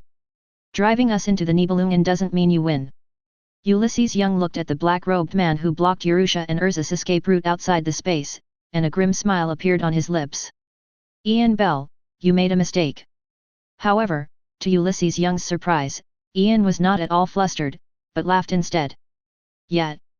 Ulysses Yang's heart sank, his eyes fell on Urza's face, and after a moment his pupils suddenly contracted. Dragon Queen Irene Bell's Arian. No, that's not right. Ulysses Young muttered to himself, his brows showing a little bit of uncertainty. The impression left by the Queen more than 400 years ago was too deep for him to ignore any possibility. Compared to the situation outside, you should probably be more concerned about your own situation. Ian's magic power began to increase at a speed visible to the naked eye, and his dazzling golden pupils burst out with a frightening majesty. This time, you will not have a chance to come out again. Quietly waiting for death to come is your only destination. Chapter 10. Outside the barberry tree, Urusha and Urza had given up the idea of forcing a breakthrough, and simply sat on the ground, in a stalemate with the black-robed woman. Their eyes swept over each other from time to time, trying to find flaws in her words and actions. However, the black-robed woman remained silent, just quietly blocking them, like an insurmountable ice wall. Arusha racked her brains, trying to get some information out of the other party. However, just as she was about to speak again, the black-robed woman's body suddenly tensed up, and her voice was a little hurried and panicked. Go! Before Arusha and Urza could react, another black-robed man quietly appeared behind them, blocking their only escape route. His figure was like a ghost, and the air was filled with an unsettling smell of blood. President Randolph, they. There was a hint of hesitation in the voice of the black-robed woman Wiz, as if she wanted to plead for Urusha and Urza. Wiz, if you're begging for mercy, then step down. Randolph Lambert's voice was cold and authoritative. Weiss trembled and tried to persuade him, but under the gaze of Randolph's cold eyes, she finally stepped aside silently. Arusha and Urza immediately became alert. They could sense that this new enemy exuded a bloody magic power, which was far more dangerous than the black-robed woman before. We've been underestimated. Ultear chuckled, a hint of fighting spirit flashing in her eyes. Urza, use that move. Urza nodded, looking serious. The two of them had perfect tacit understanding, and almost at the same time, they released powerful magic. The two magic powers intertwined, creating a violent wave of air, and the surrounding sand and rubble were swept up, forming two huge tornadoes. Roar of the Holy Dragon. Urza took a deep breath, puffed up her jaws, and gathered magic power in her mouth, which then turned into a stream of blazing dragon flames. The dragon flames rushed straight towards Randolph with overwhelming force. Time, accelerate. Arusha's magic covered the dragon flame, and the dragon flame's speed suddenly increased, appearing in front of Randolph almost instantly. Before Randolph could react, he was completely swallowed by the dragon flame. Glorious glory! Arusha did not stop there. She waved her hand and countless crystal balls floated in the air, continuously shooting out beams of light, bombarding the area where Randolph was. The bombardment of magic lasted for nearly 10 minutes until the magic power of the two was almost exhausted, and then it finally stopped. The smoke and dust gradually dissipated, and the scene before us was shocking. A huge deep pit had been blasted out of the originally flat ground, and the pit was full of countless small holes, which were obviously caused by Arusha's magic. At the bottom of the pit, blood was slowly flowing down the pit wall, gathering into a pool of scarlet liquid. Arusha and Urza stood at the edge of the pit, looking down cautiously.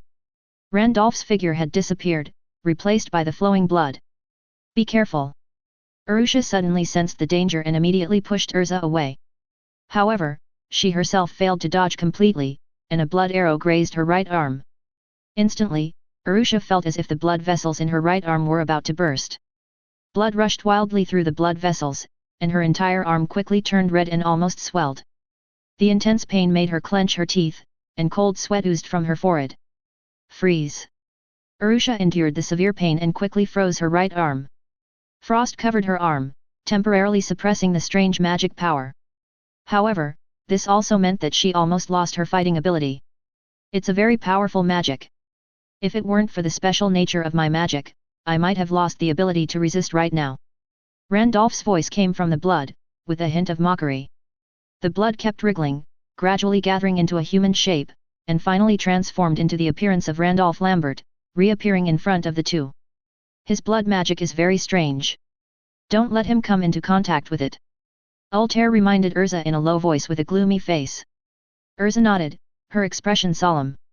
She glanced at Wiz, who had not taken any action, and breathed a sigh of relief. Then, she took a deep breath, a look of determination flashing in her eyes. Second source of magic, release. Following Urza's whisper, her magic power surged again, even surpassing its previous peak state. I'll finish you off in 5 minutes. Urza's mind echoed with Arusha's instructions, but her movements did not slow down at all. A halo flashed, and the silver-white heavenly armor was already on her body. Tianlun. Dizzy sword. Additional. Demon breaker. Urza waved his hands, and dozens of long swords flashing with cold light shot out like a storm, heading straight for Randolph. The long swords drew a beautiful arc in the air, as if they were equipped with radar guidance, always chasing closely. Randolph was not brave enough to take it lightly, and quickly dodged. However, Urza's attack was like a thorn in his flesh, and he kept chasing after her. He could even feel the cold stinging sensation coming from the tip of the sword. High-level additional magic, gravity field. Urza saw that the attack was always just a hair's breadth away, his expression condensed, and he slammed his right hand to the ground. A black magic circle covering the entire area suddenly appeared, and a strong gravity pressed down instantly. Whether it was Urusha, Wiz, Randolph, or even Urza herself, they all fell down suddenly under the influence of gravity. Randolph's movements suddenly froze, revealing a flaw. Got it! Urza's eyes flashed with joy, and he immediately lifted the gravity field. Dozens of long swords pierced Randolph's body like arrows from a bow. Chi! Chi! Chi! The sound of long swords piercing the body rang out one after another, and Randolph's body was pierced with holes. He tried to turn into blood and escape again, but was surprised to find that his magic power was out of control. Damn it! Randolph's face flashed with ruthlessness.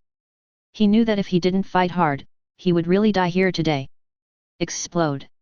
Randolph roared and forcibly drew on the magic power in his body. His body expanded rapidly like a blown-up balloon. Bang! With a loud bang, Randolph's body suddenly exploded, and blood fell like raindrops. Change, diamond armor! Urza reacted quickly, jumped to Ultear's side, and put on a set of heavy armor covering her entire body. She combined the two shields on her armor to block the blood rain falling from the sky. However, Urza did not notice that the blood that fell on the shield did not flow down the shield, but quietly gathered and slowly seeped through the gaps in the shield. By the time Urza noticed, the blood had already seeped into her armor. The next second, her arms felt a sharp burning sensation, as if they were being roasted by flames. Oh no! Urza quickly took off his armor and found that his arms were as red as Ultear's right arm, and the blood vessels were about to burst. Upon seeing this, Urusha quickly helped her freeze her arm, but this also meant that both of them lost their combat effectiveness. Now I want to see how you can use magic. Randolph's hoarse and gloomy voice sounded again. The blood gradually gathered, and Randolph Lambert's figure appeared again. However, this time, his image has changed drastically. Chapter 11. He was skinny, sallow, and dying, as if a gust of wind could blow him away. It was the first time that Wiz saw their guild leader in this state. Urusha and Urza finally saw his face hidden under the black robe. His slender and sinister eyes seemed to be able to see through everything. His thin lips curved downward, revealing a hint of cruelty. The whole person stood there, like a lonely venomous snake ready to pounce at any time, exuding a chilling aura. Urza's previous attack obviously caused great damage to Randolph Lambert, but compared to the two people who had lost their combat effectiveness, his condition was undoubtedly much better. This is the first time I've been pushed to this point. Randolph Lambert's hoarse voice was emotionless, but his cold eyes chilled people to the bone. His voice seemed to come from the depths of hell, with a suffocating sense of oppression. Will die. Urusha and Urza looked at each other, feeling the murderous intent. Urza still looked a little embarrassed, her fingers tightly gripping the hilt of the sword, her knuckles white, and beads of sweat oozing from her forehead. Urusha obviously didn't have so many concerns, and a trace of determination flashed in her eyes, as if she had already prepared for the worst. Her face darkened and her expression became solemn. Just when Randolph Lambert thought she had some tricks up her sleeve, Urusha suddenly took a deep breath and shouted to the sky, "Lao Deng! If you don't come out, we're going to be in trouble. It's almost there. It's about to happen. OMG!" Urusha's voice continued to echo in the sea of trees, startling birds flying in the distance. Instantly, Randolph Lambert and Wiz froze in their places, staring at Urusha with surprised and weird eyes. Urza's cheeks flushed slightly, and she lowered her head, twisting her fingers unconsciously, looking a little embarrassed. Only Urusha looked righteous, as if saying, "If you can't beat them, just call for help. That's reasonable. Although I'm not young anymore, calling me old Deng might be a bit too much." However, the voice that responded to Urusha was not the familiar one she expected, but another voice that was full of magnetism yet tinged with resentment. Hearing this voice, Urusha and Urza frowned slightly, with a hint of doubt in their eyes. Randolph Lambert's face suddenly darkened, with a hint of fear in his eyes. A slender figure walked out of the barberry sea of trees. His steps were graceful and calm, and each step seemed to be carefully calculated. In his hand was a goblet filled with milky white liquid, exuding a faint milky fragrance. "Randolph, long time no see. Ian Bell, the person you favor seems to be in a bad situation." In Nibelungen, Ulysses Young looked at Ian, who was floating in the air like a god, with a grim smile on his face. His eyes were full of provocation, as if he wanted to see Ian show an anxious expression. Through the transparent light curtain, they could clearly see that Urusha had lost one arm, leaving Urza alone to face Randolph Lambert. "I know you're anxious, but don't be anxious yet." Ian chuckled, but his words made the other three people clench their fists involuntarily. "I really want to beat him to death." Fall. Ulysses Yang, who had endured to the limit, attacked Ian with 3 blades in a V-shaped pattern. The blades cut through the air, making a sharp whistling sound, vowing to chop everything into pieces. His attack was like a horn. Max Hayden suddenly tore off his black robe, revealing his strong muscles. He slapped the ground with both palms, and the earth surged. The soil turned into several giant dragons, strangling and biting Ian in mid-air. The roar of the dragon was deafening, as if it was going to tear the entire space apart. A dust-free land. Ian tapped the air with his left foot, and an invisible force spread out in all directions, forming a space like a barrier. Whether it was Ulysses's slash or the black-robed man's earth magic, they were all like hitting an invisible wall and were instantly dissolved. However, at this moment, another man in black robe disappeared abruptly, and when he reappeared, he had already arrived inside the space stand constructed by Ian. "Damn it, do you think I'm beautiful?" Violet lifted his hood, revealing a beautiful face that looked like it was about to cry and pitiful. Those ruby-like sparkling eyes made people fall in love with them. Seeing Ian being controlled, Ulysses Young and Max Hayden quickly launched another attack. But what they didn't know was that it was Violet who was actually controlled at this time. Word spirit. Nightmare. In an illusion duel, the one with stronger mental power has an absolute advantage. Violet's reckless behavior not only backfired on herself, but also caused Ulysses Young and Max Hayden to fall into the illusion created by Ian. Word spirit, the world in the palm of your hand. Neither Ulysses Young nor Max Hayden realized that they were just attacking each other until the familiar scream woke them up. "Violet, what's wrong with you?" Max Hayden was shocked to see Violet kneeling on one knee with blood flowing from his eyes. There was a hint of panic in his voice, and he obviously had not expected this situation. "Be careful, illusion." As soon as Willett finished speaking, Ulysses Yang looked up suddenly and saw a pair of huge golden pupils appeared above their heads, looking down at them like a god. "You think you can mess with my mind with a mere charm magic?" Ian's loud voice echoed throughout the space. There was a hint of disdain in his voice, as if he was mocking their ignorance. Ulysses and the other two then noticed that they were standing on a huge palm. The lines on the palm were clearly visible, as if the whole world was under Ian's control. "I am the only one who is supreme in heaven and on earth." As Ian's resounding voice sounded, the whole world seemed to shrink rapidly. Ulysses and the other two felt a strong force of space coming from all directions, squeezing their bodies. Their breathing became rapid, as if they would be crushed into meat patties at any time. Break through the air. Just when they were about to be crushed into meat patties, Ulysses Young finally swung his sword. The sword light cut through the space and also broke the illusion created by Ian. The three of them kept breathing in fresh air like rescued drowning people. Even though they knew that the feeling just now was just an illusion, the strong feeling of suffocation still made them feel like they were on the edge of death. "If we can't win, we will die," Violet said in fear. Even at this moment, her pale face still exuded an indescribable charm. There was a tremor in her voice, and it was obvious that she was dominated by fear. "It's just an illusion." Max Hayden forced himself to stand up, but his trembling body still couldn't hide the fear in his heart. There was a hint of unwillingness in his voice, as if he was trying to convince himself. "It seems that you can't fulfill your original ambitions." Ian calmly descended from the air, his eyes swept from Violet and Max Hayden, and fell on Ulysses Young, who was in a state of disgrace but still had a ferocious face. There was a hint of sarcasm in his voice, announcing their failure. Ulysses remained silent. According to Randolph Lambert's original plan, the towns around the Barbary Sea of Trees should be the nutrients for his recovery. But none of them expected Ian to come so quickly, and he arrived in front of them before they could even start their subsequent plans. "I've told you before, you won't have a chance to come out this time. Quietly waiting for death to come is your only destination." As Ian's calm voice fell, the sky began to shatter, the earth cracked, the soil continued to roll, and the entire space turned into a huge furnace, putting Ulysses and the other two into it. But at this moment, a powerful shout pierced through the space, interrupting the magic that Ian was about to complete. "Lao Deng! If you don't come out, we're going to be in trouble. It's almost here. It's about to happen."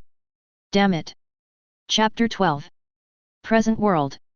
Arusha's cry echoed in the forest, and although she received a response, the person who responded to her was not Ian. Heibarian.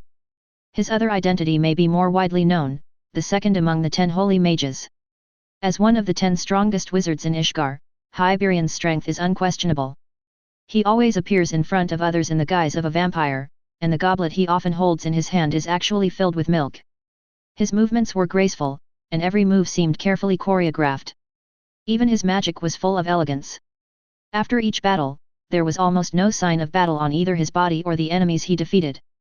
Arusha guessed that it was probably the disappearance of people at the border of the Principality of Rit, or the strange magic that erupted from the depths of the Barbary forest not long ago that caught the attention of this one of the 10 holy mages. Fairy tale, Crawford has complained to me about you guys a lot. Heibarian saw the guild emblems on Arusha and Urza's arms at a glance, and the corners of his mouth slightly raised, revealing a faint smile. His voice was low and magnetic, with a hint of ridicule. He also saw the embarrassment of the two people, and just waved his hand lightly, and the boiling blood in Arusha and Urza's arms calmed down, as if there had never been any abnormal movement. When Randolph Lambert saw this scene, his expression became even gloomier, and a hint of fear flashed in his eyes. Your Majesty. Whether it was his status and strength, or the fact that he offered unconditional help, Heibarian deserved this honorific from Arusha and Urza. The next part is about my personal grudge against him. You just watch from the side. Heibarian said, and then turned his gaze back to Randolph Lambert. There was a hint of complex emotions in his eyes, as if he was recalling something. This is the first time I've seen you in such a mess in all these years. There was a hint of emotion in Heibarian's voice.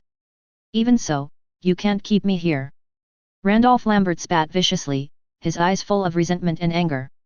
His body was shaking slightly, and it was obvious that he had been seriously injured. You are now like a drunkard. No matter whether the wine in this cup is fine wine or poison, there is only one result after drinking it. Heibarian took out a goblet from somewhere and shook the liquid in the cup gracefully. His movements were smooth and natural, just like he was performing an exquisite performance. Don't think I don't know that there's milk in it. Randolph Lambert sneered, with a hint of sarcasm in his voice.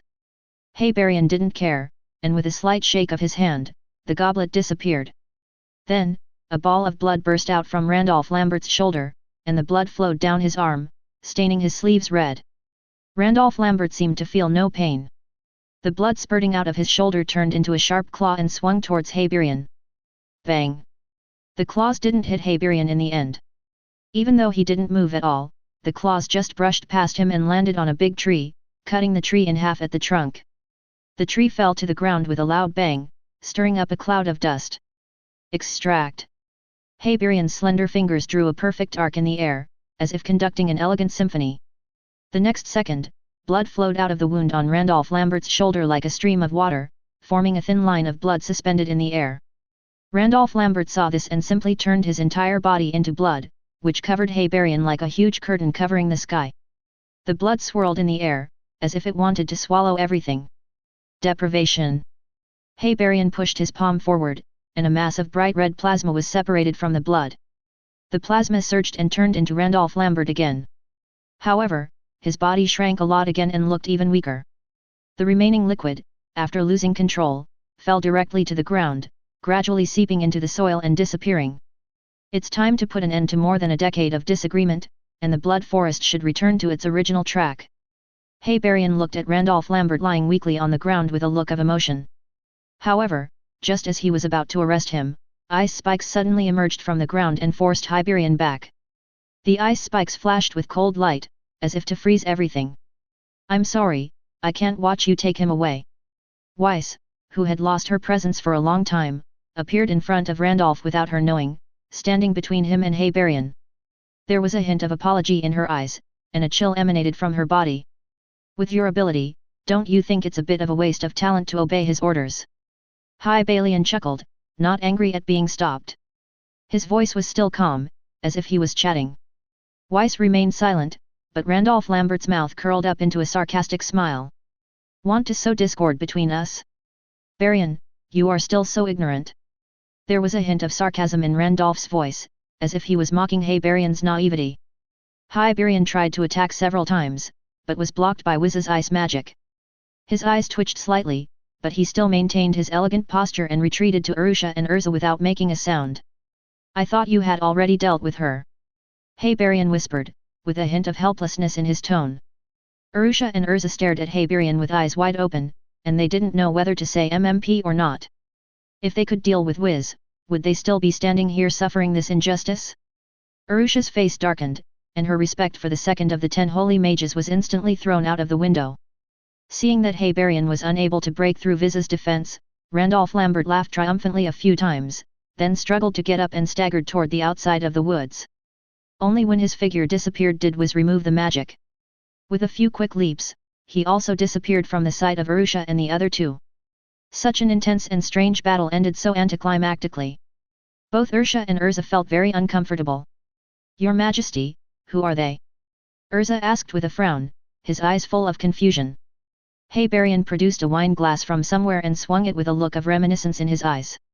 After a long while, he slowly spoke. Blood Forest was once an independent guild. 15 years ago, its former president passed away, and was succeeded by his son. Unlike the previous president, the new president of Blood Forest is a fanatical believer of Angsur Ramel, the god of life and death. In order to pursue the traces of God, he even led the entire guild into darkness. This man was Randolph Lambert. You and him? Urusha couldn't help but ask, with a hint of curiosity in her eyes. He is my junior fellow apprentice, and his father is my teacher. Heibarian said softly, with a hint of mixed emotions in his tone. The two of us are blood mages from the same source. This is not something worth hiding. Urusha and Urza then realized why the two looked so familiar.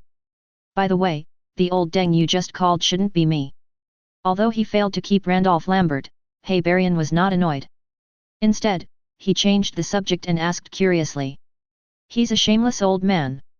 Urusha said with a dark face, her tone full of dissatisfaction. He dithered and came over after the fight was over. As soon as she finished speaking, another unpleasant voice rang out. Hurry, hurry, hurry, you're just hanging there chasing after souls all day long. Chapter 13. Heartfilia, a new noble family that rose through railway trade in recent years and then squeezed into the aristocratic circle. However, in the world of magic, this is a surname with a long heritage that cannot be ignored by major forces. Every generation of the Heartfilia family is an excellent celestial spirit wizard, and Layla Heartfilia is no exception. Although after getting married, Layla gave up her activities as a magician and devoted herself to supporting her husband's career, this does not mean that her strength has declined. On the contrary, after all these years of accumulation, Layla's magic power has risen to a higher level again. Otherwise, she would not have been able to use her own magic to support the opening of the Eclipse Gate without a zodiac key. After returning from Rockers, Layla fell seriously ill. Although Ian helped her replenish the magic power needed to open the door, that short moment still caused a certain degree of damage to her magic source. Her face was a little pale, but she still had a warm smile, as if the illness did not leave too many traces on her. Don't feel guilty, Graham. Layla sat on the bed and gently held Graham's hand. Her voice was soft but firm. Isn't it good now? Senior Ian helped me replenish the magic power needed to open the door, and I just need to rest for a while. But if I had received the news earlier, you wouldn't have to. Graham sobbed, her voice full of self-blame. Her eyes were red, tears slid down her cheeks and dripped onto the back of Layla's hand. Although he didn't know who the senior Ian Layla was talking about was, her pale face at this moment hurt Graham's heart. As a playmate who grew up with Layla, Graham is more like a friend and companion than a servant. Layla has never regarded Graham as a servant, otherwise she would not have given her the key to Aquarius, one of the 12 zodiac signs, for safekeeping. It's just a period of recuperation. Just think of it as a vacation for myself. Layla gently patted Graham's hand, with a hint of comfort in her tone. You are also a mother, you can't let people laugh at you.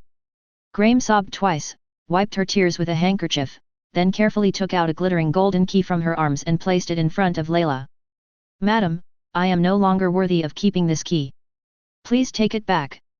Graham, you, Layla showed a surprised expression. Looking at Graham's determined eyes, she sighed and finally accepted the key. Bring Brandish back next time. I believe she and Lucy will become good friends, just like us. Layla said softly, with a glimmer of anticipation in her eyes. Graham understood what she meant, and mist appeared in her eyes again. She nodded heavily, bowed to Layla, and turned to leave the room. Spate!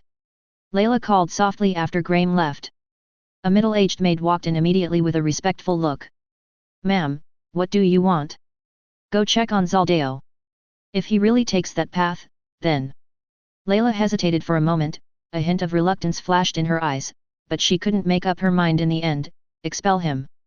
Yes. Spectre opened his mouth, as if he wanted to say something, but in the end he did not refute Layla's decision. He just nodded silently and left the room. At the same time, outside the Hartfilia Manor, Graham walked on the country road with guilt and mixed emotions. The afterglow of the setting sun shone on her, lengthening her shadow. She lowered her head, her thoughts in a mess, and she didn't notice the black shadow behind her that was approaching quietly and quickly. It's all because of you. Zaldeo, what do you want to do? Two voices sounded almost at the same time. Graham turned around immediately after hearing the voices, and saw a man holding a dagger, being firmly held in place by another middle-aged woman in a forward-stabbing posture. Spate, let me go. It's all this woman's fault. Lady Layla. Zaldeo's voice was filled with anger and resentment. His eyes were fierce, as if he wanted to tear Graham apart. Graham covered her mouth, tears silently falling. She felt guilty and sad. Her body trembled slightly, unable to bear what she saw. Lady Layla is only slightly injured and will recover soon. Spectre said sternly, with a hint of unquestionable authority in his voice. Don't try to hide it, Zaldeo, your goal is the key to Aquarius. Ding dong. The dagger fell to the ground with a crisp sound. Graham was shocked to see a panicked look on Zaldeo's face. He forcibly broke free from Spite's control and took a few steps back, his eyes flickering. I don't understand what you're talking about. Zaldeo screamed, a hint of panic in his voice. Lady Layla has already found out. Are you still going to keep it a secret? Spite said in a deep voice, his eyes as sharp as a knife. She wants to let you go because of our old friendship. Come back, Zaldeo, and don't make the same mistake again. Zaldeo lowered his head, and his expression could not be seen. After a while, Spectre and Graham saw a strange arc at the corner of his mouth. Ha ha! Zaldeo suddenly laughed wildly, his laughter was full of madness and disdain. He raised his head suddenly, his face was hideous and terrifying. Why are you looking back? I feel better than ever before. Zaldeo said with a grin, a hint of twisted pleasure in his voice. Grammy, Spectre, hand over the keys you have for safekeeping, and don't force me to do it. Seeing his former companion in such a horrible state, Graham took a few steps back in fear, while Spot showed a look of disgust. You are such a hopeless BD. Lady Layla's efforts are really in vain. Spite said coldly, then he took out a golden key from his arms and inserted it into the air. Open it, the door of Cancer. A golden magic circle lit up in the air, and a man holding 2 pairs of scissors, wearing a blue shirt, black trousers and with 6 red crab legs on his back suddenly appeared. Shrimp! You are not good at fighting, but you actually tried to fight me. It's ridiculous. Zaldeo sneered, and a grey halo appeared on his body. I will show you the new power I have. Humanity subordinate Caplico. Zaldeo's short body began to swell gradually, his clothes were stretched out, white hair poured out from his body, and he finally turned into a goat standing like a human. His body was burly, with knotty muscles, full of oppression. This is my latest research result. This is your last chance. Hand over the key and I can spare your lives. Zaldeo's voice was low and threatening after the transformation. However, neither Grammy nor Spate backed down. Stop him, Cancer Shrimp! Cancer rushed out like lightning, and his 2 pairs of scissors drew phantoms in the air. The next second he appeared behind Zaldeo, posing in a handsome manner. Shrimp! However are you tickling me? Zaldeo's voice sneered, and before Spectre could react, a powerful sheep's hoof kicked Cancer hard in the face. Cancer was hit so hard that he couldn't even hold the scissors in his hand. His body flew backwards like a meteor, hit a big tree, exploded into a ball of white smoke, and returned to the celestial spirit world. After dealing with Cancer, Zaldeo turned his attention to Spate and Graham. He leaped up and fell like a meteorite, his right leg like a battle axe, slashing down at the 2 men. Spectre and Graham dodged quickly, but were still blown away by a powerful shock wave. Clock! Knowing that Graham had handed Aquarius back to Layla, Spite quickly opened the door and summoned a clock-shaped celestial spirit to protect Graham. She was then violently whipped away by Zaldeo's next kick. Spiet. Graham, who came out of the clock tower, immediately ran to Spiet and helped up Spiet, who was seriously injured and almost fainted. Zaldeo, are you doing this to Lady Layla? Graham shouted in disappointment and anger, with a tremor in her voice, aren't you afraid of Lady Layla's punishment? There was a moment of hesitation on Zaldeo's goat face, but he quickly regained his ruthlessness. As long as I am strong enough, no one can punish me. Graham looked at her former companion in shock. She didn't know what the other person had gone through to become what he was now. Graham, I don't want to kill you. Hand over the key of Aquarius. Zaldeo pressed forward step by step, while Graham supported Spectre and retreated step by step.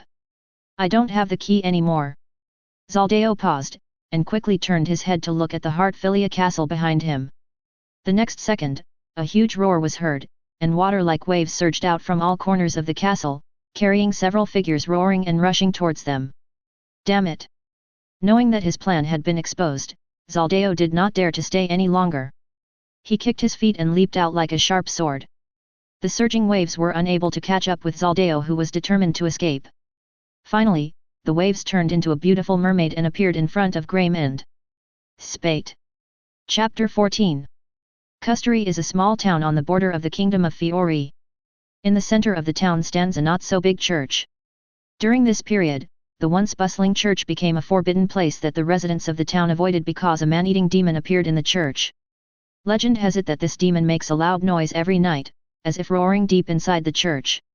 If anyone curiously approaches to take a look, they will be dragged into the church and eaten by the demon, leaving no bones behind. Although no one had ever seen the devil, the seeds of fear had already taken root in people's hearts. Although they didn't understand why the devil could hide in the sacred church, over time, the residents of the town believed the rumor and no one approached the church again. It's hard to imagine that this town is threatened by demons.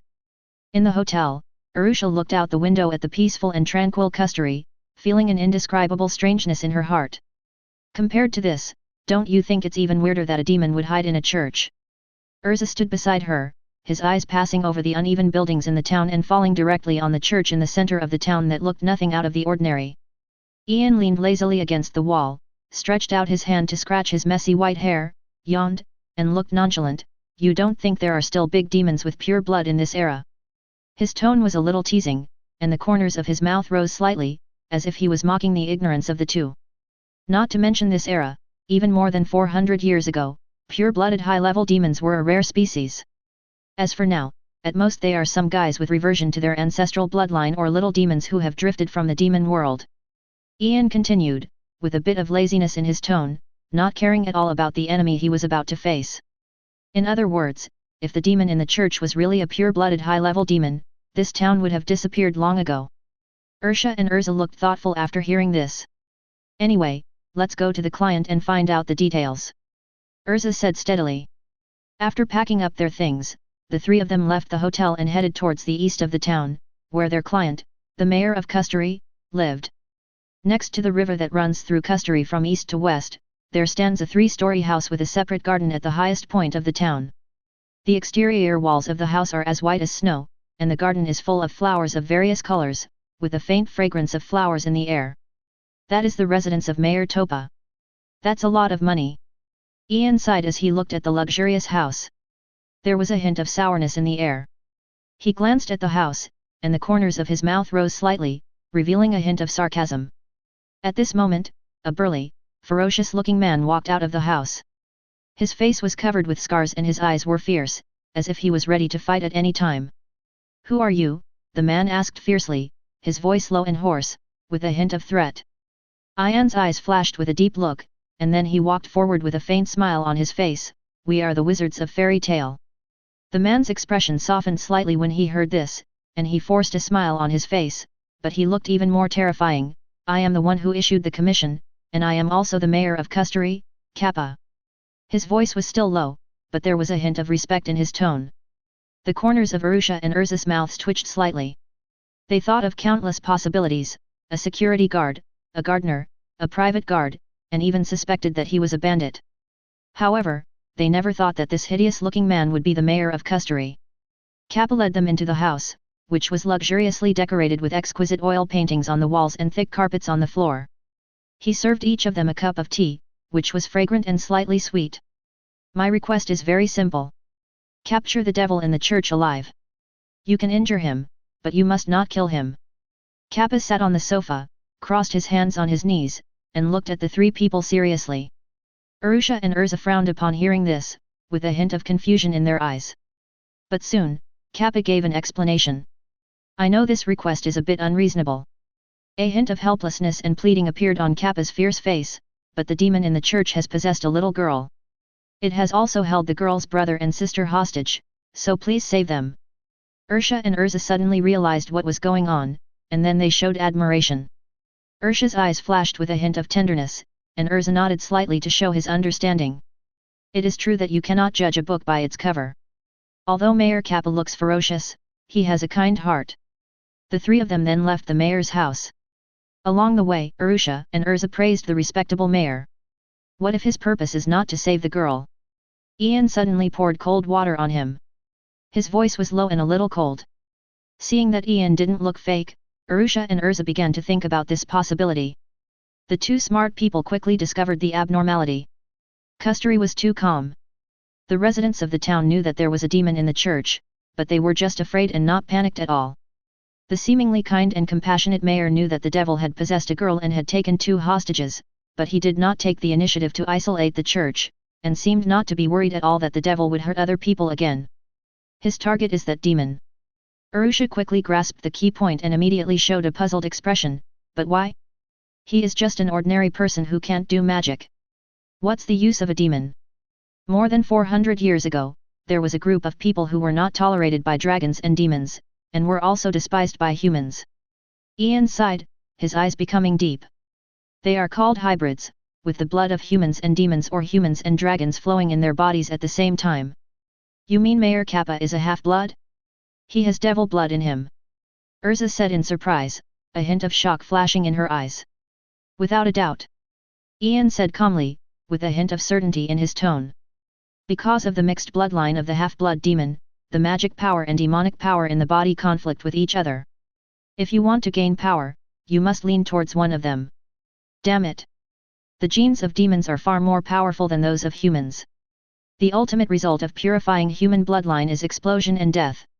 He wants to get the demon in the church and restore his ancestral bloodline. Urusha and Urza understood Ian's meaning instantly, and their faces became solemn. What will happen to the possessed girl? Urza demanded, a hint of urgency in her voice. If it's really possession, then just expel the demon, but if it's not possession. Ian didn't continue speaking, but Ultear and Urza's faces became very ugly. They were so naive that they actually thought that the guy named Kappa was an ugly but kind-hearted person. Now it seems that judging people by their appearance does make sense. I'm going to tie up that BD right now. Urusha turned around and wanted to return to the mayor's house. A trace of anger flashed in her eyes and her fists clenched. But Ian stopped her, not to mention that he hasn't got the demon yet. Even if he did, it's not up to him to decide whether his bloodline can return to its ancestral state. Ian's voice was still calm, with a hint of sarcasm. Both women looked at him with confusion, but Ian just chuckled. It is still unknown who is the hunter and who is the prey. A deep light flashed in his eyes, as if he had seen through everything. Chapter 15. Kato Church, Kusturi Town. The interior of the church was in a mess. The statues that once served as a place for people to pray and bless had collapsed, and broken stones were scattered all over the ground. The benches and tables in the church were overturned, and wood chips like broken limbs were scattered all over the ground. The walls were covered with cracks, as if they had experienced a fierce battle. The air was filled with dust and decay, and the sunlight shone through the broken stained glass windows, reflecting mottled light and shadows. Myra Jane Strauss sat helplessly in a corner deep inside the church, her black robe covering her right hand. Her face was pale, beads of sweat oozed from her forehead, and her eyes were sometimes confused and sometimes painful. Not far from her, another white-haired girl and boy were looking at her with worried eyes. They're coming again, Lysina, Elfman, hide. Suddenly, Myra Jane heard the devilish whisper again. Her body trembled violently, as if she was hit by an invisible force. She felt that her head was about to explode, and a strong desire for destruction surged in her heart. The powerful magic power suddenly burst out, blowing away everything around. The The benches, tables, and even the decorations on the wall were torn apart by this force, and the fragments flew in the air, making a harsh sound. Listener and Elfman, who had experienced this many times before, immediately hid behind the collapsed statue. This was probably the only safe place in the church. Listener held Elfman's hand tightly, her eyes full of tears, and her voice trembled, "Sister Mila." She looked at the painful Myra Jane, her heart filled with self-blame and powerlessness. If it wasn't for protecting them, how could Sister Myra Jane fall into the current situation? Destruction. Destruction. Destruction. Marajana's pupils kept switching between black and red, and her black robe had slipped off at some point, revealing a pair of arms covered with black lines, as hideous and terrifying as a demon. She kept hammering the ground, and cracks spread in all directions, as if the ground would collapse at any time. The intense pain constantly stimulated her nerves, reminding her that she must stay awake, otherwise Listener and Elfman would be in danger. "Don't try to control me." Myra Jane resisted the whisper in her ear with absolute will. Her expression was sometimes bloodthirsty, sometimes determined, sometimes violent, sometimes anxious. She kept shaking and struggling in pain, fighting fiercely with the power in her body. Why resist? The so-called family affection and love are nothing but useless ties. Only by cutting them off can we gain new life. Open your mind and you will gain the power to change your destiny. The seductive voice continued to weaken her will, and the powerful magic continued to erode her body. The double wailing of body and soul made Myra Jane feel unprecedentedly tired. She felt her resistance getting weaker and weaker, and her consciousness seemed to be sinking. Just when Myra Jane thought everything was about to end, a voice with a hint of doubt suddenly sounded, awakening her consciousness again. "Hey!" Myra Jane tried to open her eyes, and a figure emitting dazzling light like an angel appeared in front of her. The light was warm and gentle, dispelling all the darkness. "Angels, are they here to save us?" After saying this, Myra Jane fell into a coma, but the magic power full of violent aura did not get out of control completely because of her coma. Instead, it also subsided as she fell into a coma. "We're just trying to save someone, is it necessary to use so many messed up special effects?" Arusha looked at Ian, whose whole body was glittering with exaggerated light effects, and rolled her eyes to the sky. This time, he's scared the guy to death. Nonsense, she is obviously excited. Ian would never take the blame for something that does not belong to him. This is his flexible bottom line. Just as Ian and Arusha were arguing, Listener and Elfman rushed over, and although they were very scared, they still stood firmly in front of the unconscious Myra. Listener's eyes were filled with tears, and her voice trembled, "Please don't hurt Sister Myra, she is not a demon." The church suddenly became quiet, so quiet that Elfman's gasps of fear were so obvious. His body trembled slightly, but he still stood close to Listener, and together with her, he protected her sister. Ian slowly stretched out his hand. Listener was so scared that she closed her eyes, but she still did not retreat. Her heart was filled with fear, but she knew that it was their turn to stand up and protect Sister Myra. But what Listener was afraid of did not happen.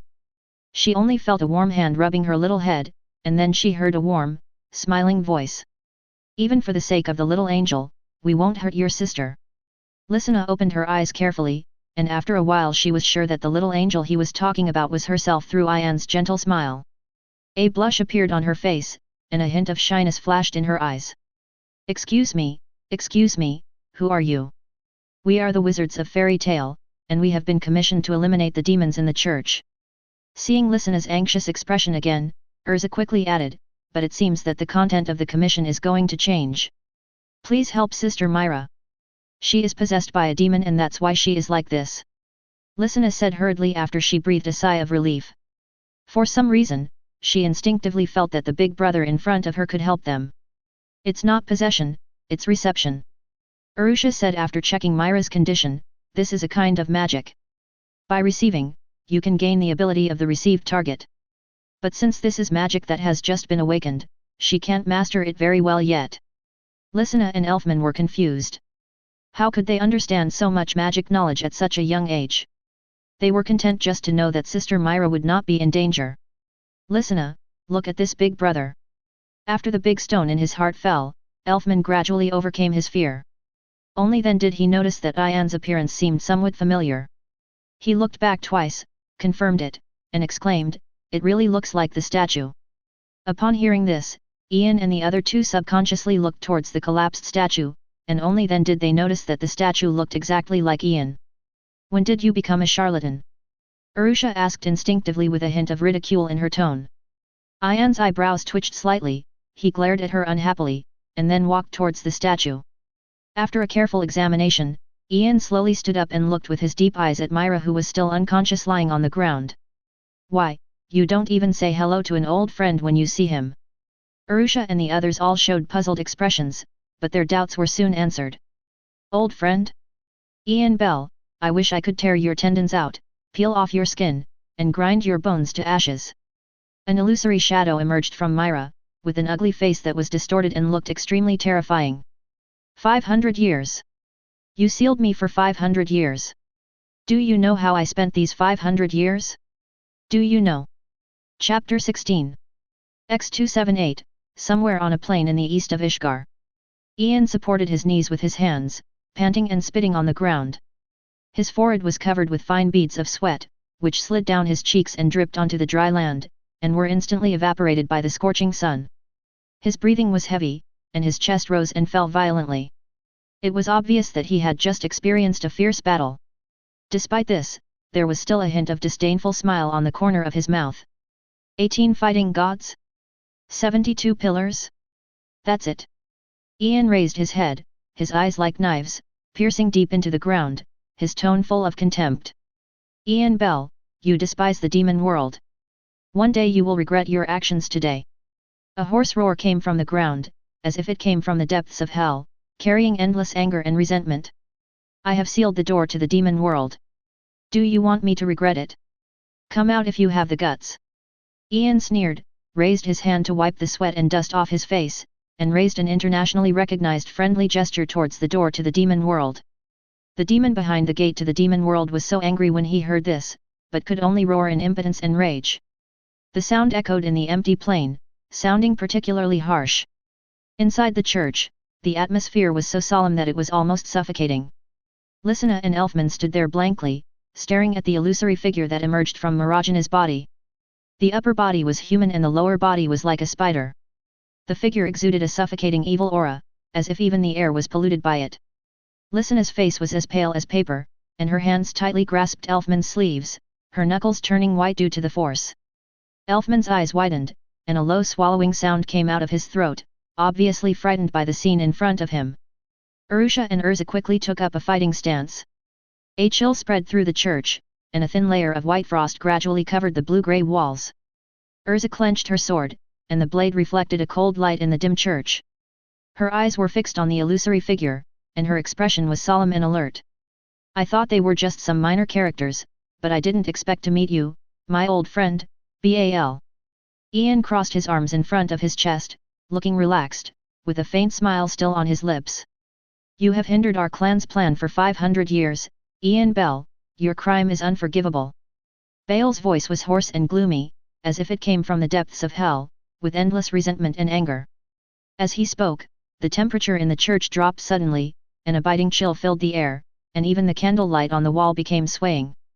However, Ian just scratched his ears nonchalantly, as if Bal's threat was nothing but wind in his ears. His movements were casual and frivolous, as if he was mocking the other party's incompetence. If you really have the ability to hold me accountable, you wouldn't appear before me in your current state. Ian said contemptuously, with a hint of sarcasm in his tone, this is the kind of people who are incompetent and furious. You deserve to die. Bal roared angrily, his body suddenly grew larger, and the originally illusory figure became much more solid at this moment, exuding a suffocating sense of oppression. Don't think that I can't find you because of the cover of Satan's soul. I didn't expect that a mere custody could meet so many old friends. The rest of them, come out together. Ian's voice was still relaxed, but there was a sharp light flashing in his eyes. Lysina and Elfman were already trembling with fear, their legs felt like they were filled with lead and they couldn't move. They could only pray in their hearts, hoping that Ian could save their sister from the devil. Lysina's lips trembled slightly, her eyes were full of fear and helplessness, while Elfman clenched his teeth tightly, with beads of sweat oozing from his forehead. Arusha and Urza's expressions also became dull. What day is today? Are the demons holding a meeting? It's not enough that there's only one Satan soul, but there's also the demon god Bal involved. And from what Ian said, there's actually a hidden demon. Urusha's brows were furrowed, a hint of uneasiness flashing in her eyes, while Urza clenched the sword in his hand, his knuckles turning white from the effort. Then, one after another, shadows emerged from under the statue base at the deepest part of the church. A few minutes later, not to mention Urusha and the others, even Ian's expression froze. The 7 phantoms represent 7 demons, and each of them is a top-level existence among the 72 pillars of demons. You know, when Ian closed the demon gate, he faced 4 demons. Ian Bell, can you please smile for me again? Bal finally vented his anger this time. He said to Ian triumphantly, with a hint of sarcasm and provocation in his voice. Ian was silent for a while, and seemed to understand something. So, the devil's door that I closed in the beginning is underneath this church. Ian covered his forehead, with countless wows rolling in his mind. His expression became complicated, with both helplessness and a bit of a dilemma. I have to say, you humans are really stupid and ridiculous. Bale said proudly, his voice full of sarcasm, it only takes a little bit of power flowing out of the gap to make them corrupt. They naively think that the church and your statue can help them suppress and control the power of the devil. What a stupid teammate. I can't lead you at all. Ian covered his face, not knowing where to start complaining. When he closed the demon gate, he also set up a barrier in this area to prevent humans from approaching, but the power of the barrier would weaken over time. They finally understood why Ian's statue was enshrined in this church, and also understood why the area around the statue was the only pure land in the church. It accepted prayers day and night, and it was a statue that had suppressed the devil's gate, so it made sense that it had some special power. But what does this mean? After a long while, just when Bal had begun to imagine how to make Ian kneel down and sing Conquer, Ian suddenly spoke. Several question marks suddenly appeared above Bal's head. The door to the demon world has not yet been opened, and your real bodies cannot descend. What can you do with just a few avatars? Ian said softly, with a hint of disdain and sarcasm in his tone. The smiles of Bale and the other 7 demons froze in an instant. Don't you intend to care about her life? Fortunately, Bal reacted quickly, and his years of experience in dealing with humans also enabled him to accurately grasp human weaknesses. Tisk, I admit that you have grasped the key issue, but what can I do about it? Ian had a playful smile on his face, and Bart suddenly felt a chill down his spine. But just when he wanted to leave Marajana's body and escape back to the gate to the demon world, Ian's magic had already been completed. Blood marking. Mirror pupil. The dazzling golden pupils flashed, and an indescribable feeling surged in his heart. Ian immediately turned his gaze to Bale, who was about to escape, and his whole body burst into magic power, accept with your whole body. Demon God Bale. Under the attraction of Ian's powerful magic, no matter how reluctant Bale was, his body still flew towards Ian uncontrollably and finally merged into his body. Before Bal could resist, an extremely powerful force firmly suppressed him in Ian's magic source. He desperately found that his power began to drain away continuously, turning into pure magic to nourish Ian, and he was powerless to stop it. When my true body arrives, I will make you pay the price. These are the last words left by the incarnation of the demon god Bale in this world. There are so many people who want me to pay the price, who do you think you are? Ian muttered, then turned his gaze to the other demons. The 7 stunned demons trembled all over at Ian's malicious gaze and scrambled to escape back behind the gate to the demon world. Peace returned to the church. Elfman, who seemed to be in another world, pinched his thigh hard and let out a sharp scream, which instantly awakened Urusha and the other 2 who were also stunned. Sister Myra. Lysana rushed to Marajana's side immediately, and only breathed a sigh of relief when she heard her weak breathing. Chapter 17. Is it over? Until now, Urusha still felt a little dreamy. They just accepted a slightly special crusade mission, how come even the demon god and the gate to the demon world were involved? All her doubts and disbelief were summed up in one sentence, it's like a dream. It's over, Ian said easily, with a hint of nonchalance in his tone. The next second, Urusha kicked him hard in the calf. You closed the door to the demon world with your own hands, and how could you forget where it is? Ultear roared angrily. 500 years, natural geological changes, wars, natural disasters, and other changes forced by external forces. How could I have known that the gate to the demon world would appear here? Ian answered unjustifiably. Whenever this happened, Urusha always found it difficult to stay calm. Even though she tried hard to do so, Ian's appearance of asking for a beating always irritated her irritable nerves. She clenched her fists, her knuckles turned white from the force, and she was obviously trying her best to restrain herself from punching him. As the two were arguing, Myra Jane finally woke up. Her first reaction after waking up was to look for her brothers and sisters. Seeing that Lysina and Elfman were safe and sound, she turned her attention to Ian and the other two. There was a trace of confusion and uneasiness in her eyes, and it was obvious that she had not yet fully recovered from the thrilling experience. Angel. Myra Jane looked at Ian, looking a little uncertain. Her voice was trembling slightly, and there was a hint of doubt and awe in her eyes. Urza turned away awkwardly, while Arusha showed a playful expression. Ian nodded without blushing. Yes, it's me. There was a hint of pride in Ian's voice, as if he really was an angel sent down from the sky. The earthy light effects flickered again, and this time not only Urza and Arusha, but even Lysina and Elfman couldn't help but move away from Ian. Myra Jane felt a rush of blood, and the veins on her forehead couldn't help but throb. She couldn't imagine how handsome and mean could be combined in one face. If she hadn't considered that Ian was their savior, she would have already clawed at him. Hey? Where are my big claws? It was only then that Myra Jane noticed that her arms had returned to their original state. A flash of surprise flashed in her eyes, and then she breathed a sigh of relief. There's good news and there's bad news. Which one do you want to hear first? Ian noticed her reaction, put away the 50-cent special effects around him, and said with a chuckle. Myra Jane, who had a hot temper, puffed out her cheeks and almost broke her back teeth before she resisted the urge to punch the nagging guy. Good news, she said through gritted teeth. Because of the natural suppression of lower-level demons by higher-level demons, Baal helped you suppress the soul of Satan by accident, so you don't have to worry about him losing control. Ian's tone was relaxed, as if he was announcing something very ordinary. What about the bad news? Marajana's face showed a hint of joy, but then she asked nervously. There was a hint of anticipation and uneasiness in her eyes, and she was obviously wary of bad news. The bad news is that the soul of Satan seems to be frightened, and you may not be able to use him for a short time. Ian shrugged, with a hint of helplessness in his tone. Marajana's smile froze immediately, but Ian later told her that this situation would only last for 2 or 3 months. Her expression relaxed a little, but there was still a hint of loss in her eyes. What are you going to do next? Urza asked calmly. She was always more reliable than Ian at this time. You have become a wizard.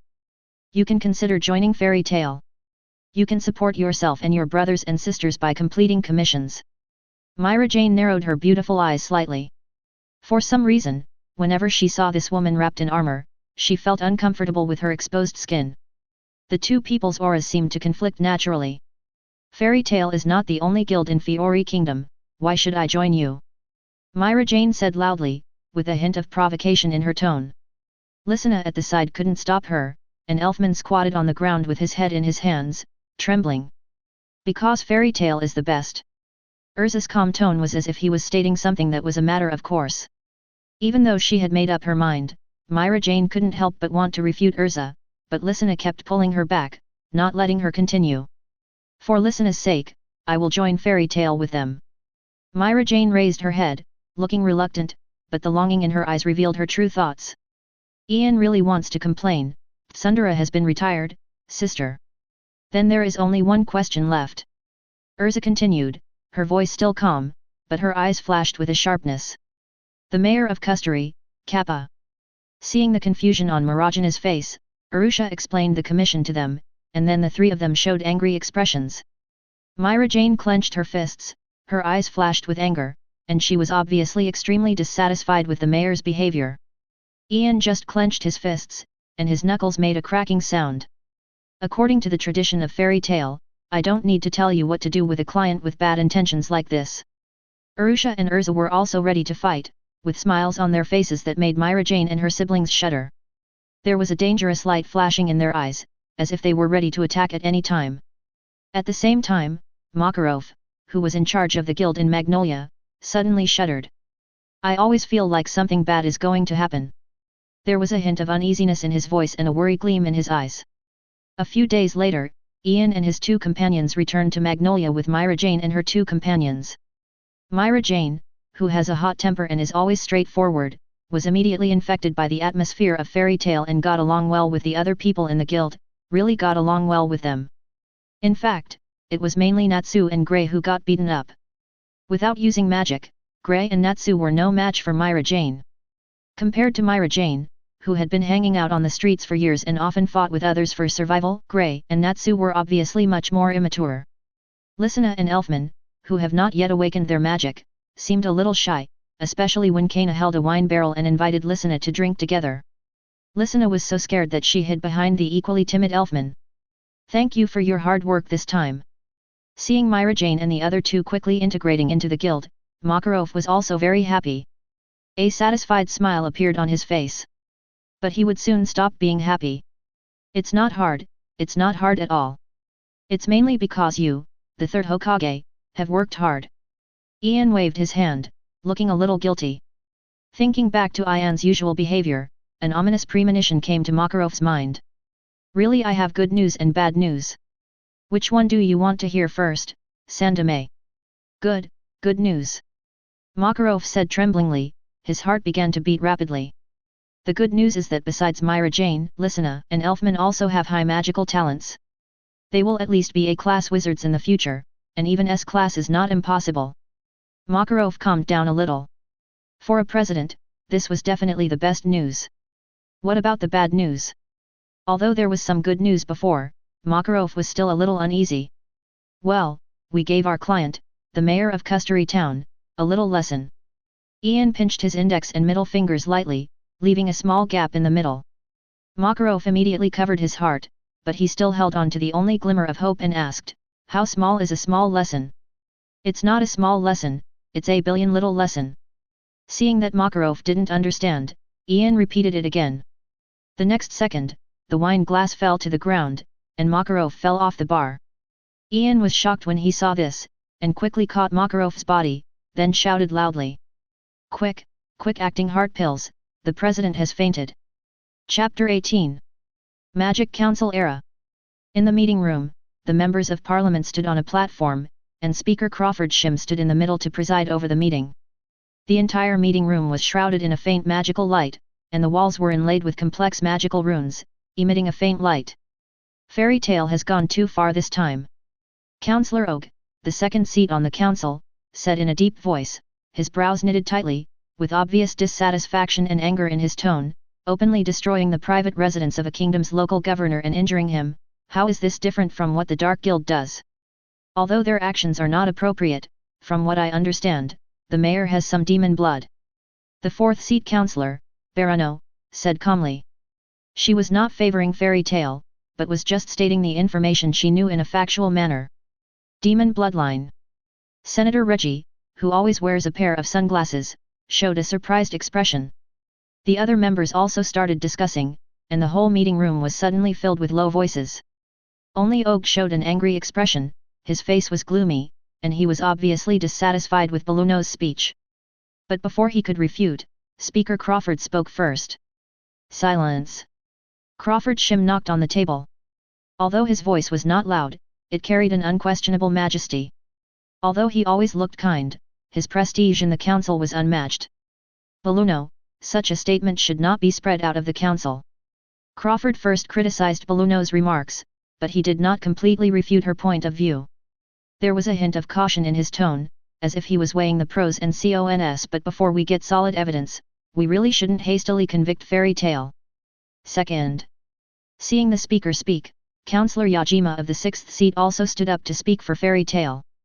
Although Ian Bell, Arusha Milkovich and Urza Belzarian are suspected of attacking the local governor of the Kingdom of Fiori, even the royal family of Fiori did not stand up to protest. Obviously, there are some inside stories that we don't know. Yajima was a good friend of Makarov when they were young, and he was also a wizard of fairy tale before joining the council. He had defended fairy tale many times before, and he was already familiar with this aspect, not to mention that he had the support of the speaker this time. "If we rashly interfere in the kingdom's affairs, we will probably draw protests from the Fiori royal family and other countries," Yajima continued, with a hint of warning in his tone.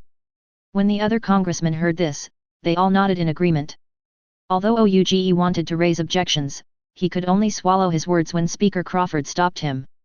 "The next topic is about the proposal of the Holy Ten Mages, Hey Barian." Crawford continued to preside over the meeting. He sorted out the information in his hand and projected it with his own ancient document magic.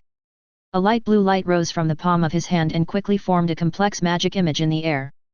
A few months ago, the Dark Guild Blood Forest created a horrific and vicious incident, causing the residents of a town on the border of the Principality of Ritter to disappear overnight. Crawford's voice was low and serious. Such a vicious magical incident was simply a slap in the face of the council. According to Fairy Tale's investigation, all the residents of this town died, and no one survived. As soon as he finished speaking, noisy discussions immediately rang out in the meeting room, and all the congressmen looked solemn. Although this incident happened several months ago, due to its serious nature, huge impact, and the involvement of the 10 holy mages, although Crawford had received the report a long time ago, he did not make it public immediately, but secretly investigated it for several months before bringing it up for discussion. According to the intelligence provided by Haybarian, the Blood Forest seems to be carrying out a plan that could subvert the continent. There was a hint of heaviness in Crawford's voice, as if reminding the congressman present of the danger of this plan. The specific content of this plan is still unknown, but according to some scattered clues, it seems to be closely related to the dark magician from more than 400 years ago. As soon as he finished speaking, the parliamentarians exclaimed, and Og's expression immediately became extremely nervous and heavy. Is it Zeref? There was a tremor in OG's voice, and he was obviously afraid of this name. It's hard for me to imagine that there are other black mages of the same level besides him. Crawford shook his head, his expression was also solemn. Although the president of the Blood Forest was seriously injured at the time, Haybarian was unable to stop him. Another member of the Blood Forest is suspected to have the power to rival the 10 holy mages. The councillors gasped again, and the atmosphere in the entire conference room suddenly became depressing. When did the 10 holy mages become so worthless? According to the information, Ian Bell of Fairy Tale, Arusha Milkovich, and Urza Belzarian were also present. Councillor Barano noticed a clue that no one else noticed, and there was a hint of surprise in her voice. Yes, it is said that the president of the Blood Forest was severely injured by Snatching Ultear. Crawford nodded and once again revealed a piece of information that shocked everyone. Ouge and the others looked at each other, unable to hide the shock in their eyes. Their faces turned pale, obviously finding this news unbelievable. Since Fairy Tale has had more in-depth contact with the Blood Forest, can we summon them?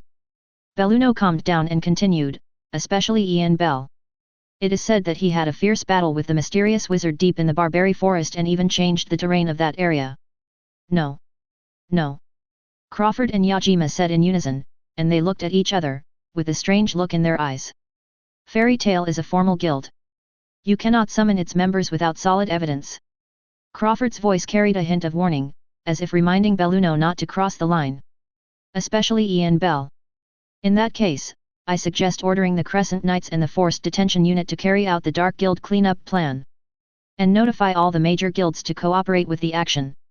Ogre suggested after thinking for a moment, with a hint of determination in his voice. No matter what the purpose of the Blood Forest is, as long as their actions can be curbed, their plan will not go smoothly. Second. The other congressmen were all delighted when they heard this suggestion and immediately expressed their agreement. Crawford did not hesitate and passed the resolution immediately. As the meeting came to an end, instructions were issued one after another from the council, and the Crescent Knights and the Forced Detention Force immediately took action. The presidents of the various guilds also received notices from the council later. Along with the notice, Makarov also received a disciplinary report, a 10,000-word self-criticism and a letter of guarantee. Makarov was obviously relieved to receive such a result. Isn't it just a self-criticism? Over the years, he has written at least 800 if not 1,000, so this one won't make a difference. As for the guarantee, it's not that Makarov is bragging, over the years, the muscles on his chest have at least grown 2 times bigger. But that evening, a strange scene occurred in a residence in Magnolia. The 80-year-old man lay on the ground holding the white-haired young man's legs, crying and sobbing, until the white-haired young man wrote a letter of guarantee, and then he left contentedly. Chapter 19. The president has lost his mind.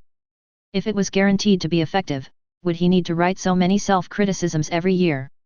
After Makarov left, Ultear said to Urza, with a hint of ridicule and joking in her words.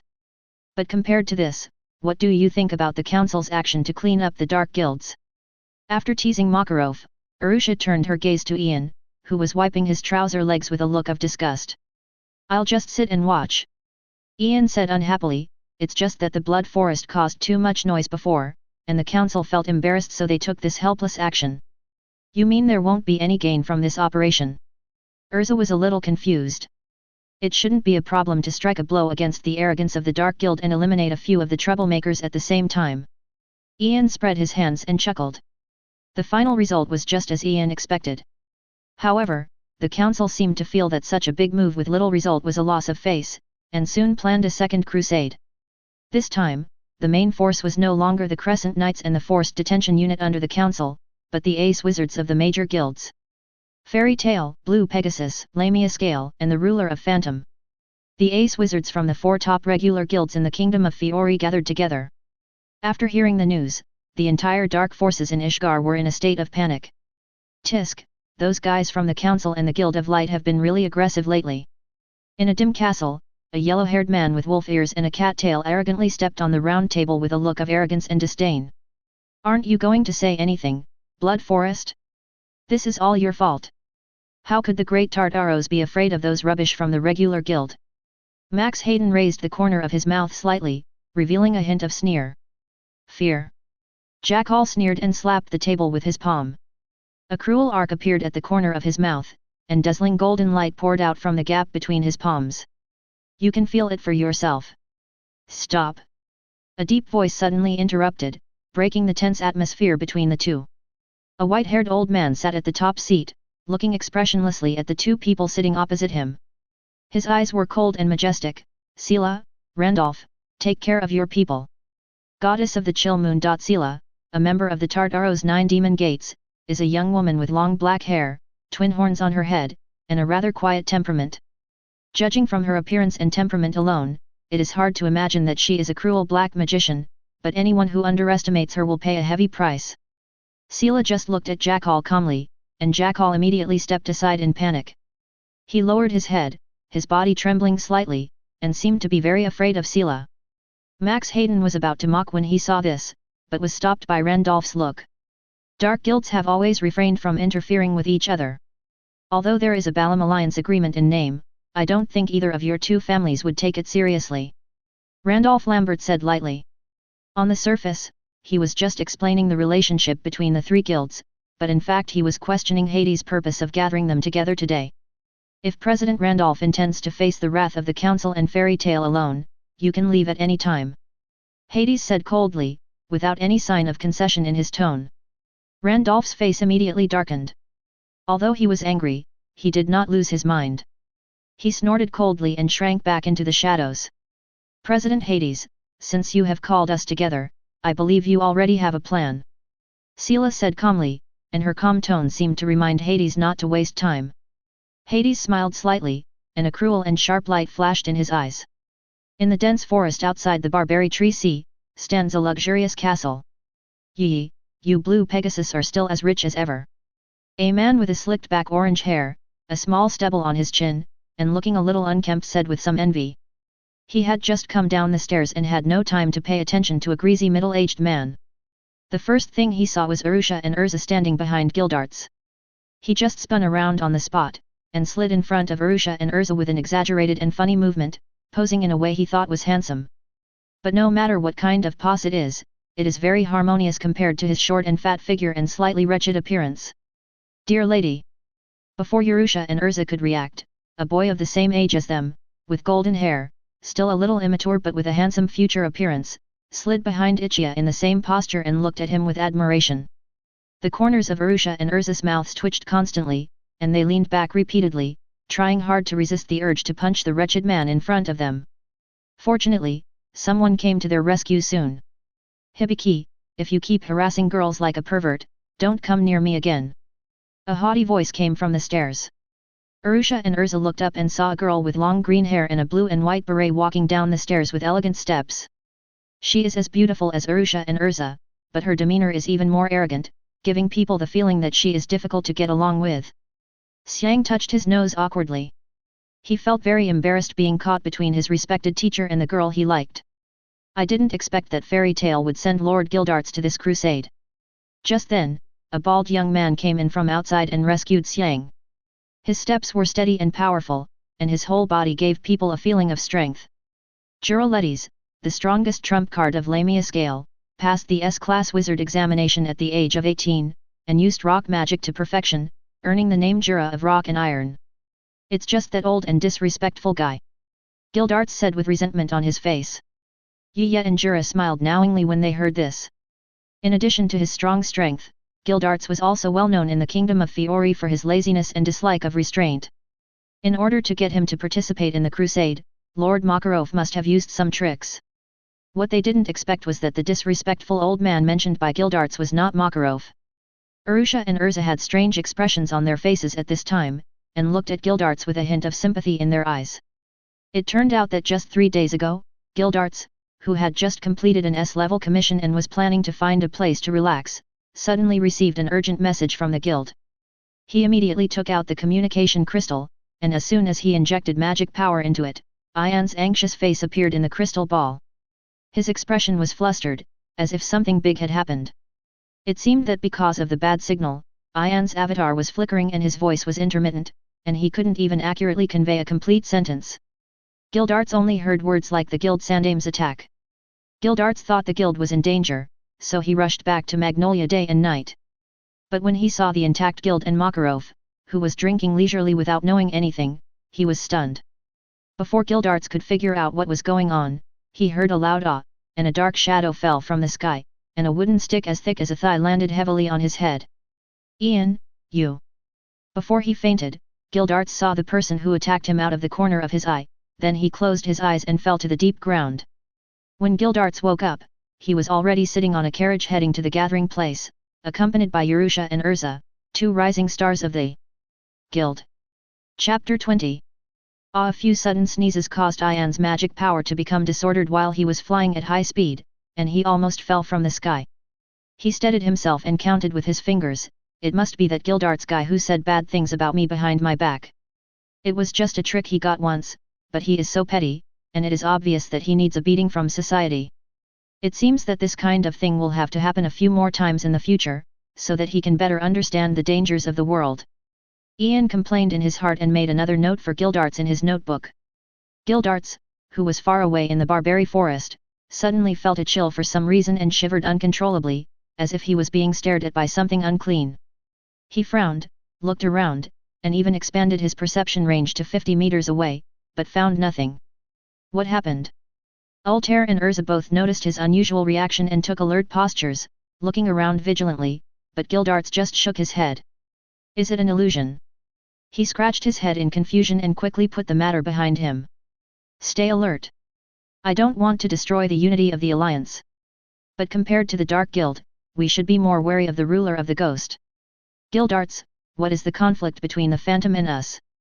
Urusha and Urza asked with frowns. They felt very confused every time they thought of what happened in the villa before. As a formal guild, they got along very well with the people from Blue Pegasus and Lamia Scale. But when the Phantom arrived, the atmosphere took a 180-degree turn. The 5 Phantom assassins, led by José Porla, did not hide their hostility towards them at all. Urusha even had a feeling that if they were not afraid of Gildarts, they might even attack on the spot. On the surface, it's a dispute over the first guild in Fiori, but there seem to be some historical issues left over. Gildarts scratched his head and showed a troubled expression. "I'm not sure about the details. Maybe you can ask the president or Ian." "The council doesn't care?" Urza asked, a hint of confusion in her eyes. "As long as they don't start a war at the guild level, the council should not interfere too much." Gildarts said in a deep voice, "In short, we should always be vigilant and even take the initiative if necessary." Compared to Makarov, who always advocates concession, Gildarts is obviously more radical. At the same time, in another area of the forest, 5 people with ghost eye-shaped patterns engraved on their arms and wrists walked silently through the narrow road in the dense forest. The sunlight cast mottled light and shadows through the dense leaves, and the air was filled with a damp smell. "Are you all clear about this mission?" The gloomy-looking man in a hat said in a low voice, with a hint of coldness in his voice, "This joint crusade has little to do with us. If we can take this opportunity to weaken Fairy Tale, then no one will be able to compete with us for the title of the strongest in Fiori. Will doing this cause dissatisfaction from the council?" The Phantom's ace wizard, one of the 4 elements, a female wizard known as the Holy Healer Darcy, said with a little concern, her brows slightly furrowed, and a hint of uneasiness flashed in her eyes. No, 3NOS means no problem. The man in a khaki suit, with green hair and a somewhat wretched appearance waved his hand, with a hint of contempt in his tone. As long as there is no evidence, the council cannot target a regular guild. How sad. It's the wail of a goblin. Tears kept flowing from the eyes of the man in a green stand-up collar robe and with his eyes covered with a piece of cloth. His tone was full of sadness, as if he had foreseen some tragedy. Darcy looked at Dorothy, who had a blank expression and remained silent, and sighed silently. Although she had many worries in her heart, she didn't know how to express them. While they were discussing how to deal with Fairy Tale, they didn't notice that they had walked into a huge magic circle. Wait, something's happening. Daisy was the first to notice something unusual because of her sensitivity as a woman. She immediately called out to others and at the same time took an alert posture, ready to respond to any emergency at any time. The response was quick, but unfortunately it was too late. As a huge dark purple magic circle appeared under the feet of José Porla and his companions, an old man wearing armor, with white hair and beard and one eye covered by a blindfold walked out of the dense forest.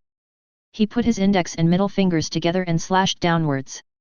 A blinding light suddenly burst out. The violent explosion almost shook the entire forest. For a moment, flames shot up into the sky and thick smoke rose. The trees turned to ashes in the explosion, and the air was filled with a burning smell. Who is fighting? In an instant, everyone from the other three guilds in different parts of the forest looked in the direction of the explosion, their eyes filled with shock and confusion. At this time, the situation of the 5 phantom ghosts was very bad. Darcy, who was the first to notice the abnormality, almost bore the damage of Amaterasu 28 styles alone in order to protect her companions. When José and his 4 companions broke through the layers of wood and vines, they saw a deep pit with a diameter of tens of meters and Darcy vomiting blood. Her face was pale and there was blood at the corner of her mouth. It was obvious that she had been seriously injured. One person was killed right after the battle began, and José and his companions couldn't help feeling gloomy. We have no direct conflict with you, and we only participated in this crusade to respond to the council's call. If you are willing to retreat, the Phantom ruler can ignore the fact that you injured our guild members. José Porla did not want to fight this unfathomable and dangerous enemy. He brought up the name of the Phantom, trying to make Hades retreat. His actions also caused a hint of disappointment to flash in the eyes of the seriously injured Darcy. But Hades just showed a contemptuous smile, with a flash of disdain in his eyes. What is a ghost? José Porla became furious upon hearing this, his face becoming terribly gloomy. You will pay the price for your ignorance and arrogance, he said coldly, his voice full of murderous intent. Powerful magic suddenly erupted, and the evil magic filled with the breath of death permeated every corner of the air, constantly eroding Hades' body. Dark beam. José Porla raised his hand and waved it gently, and a black and purple magic circle appeared in the void, shooting out several beams of light. The beams cut through the air, making a sharp whistling sound, and went straight to Hades. Hades was not in a hurry. He waited until the beam of light was in front of him before he slowly stretched out his right hand, shadow of eternal darkness.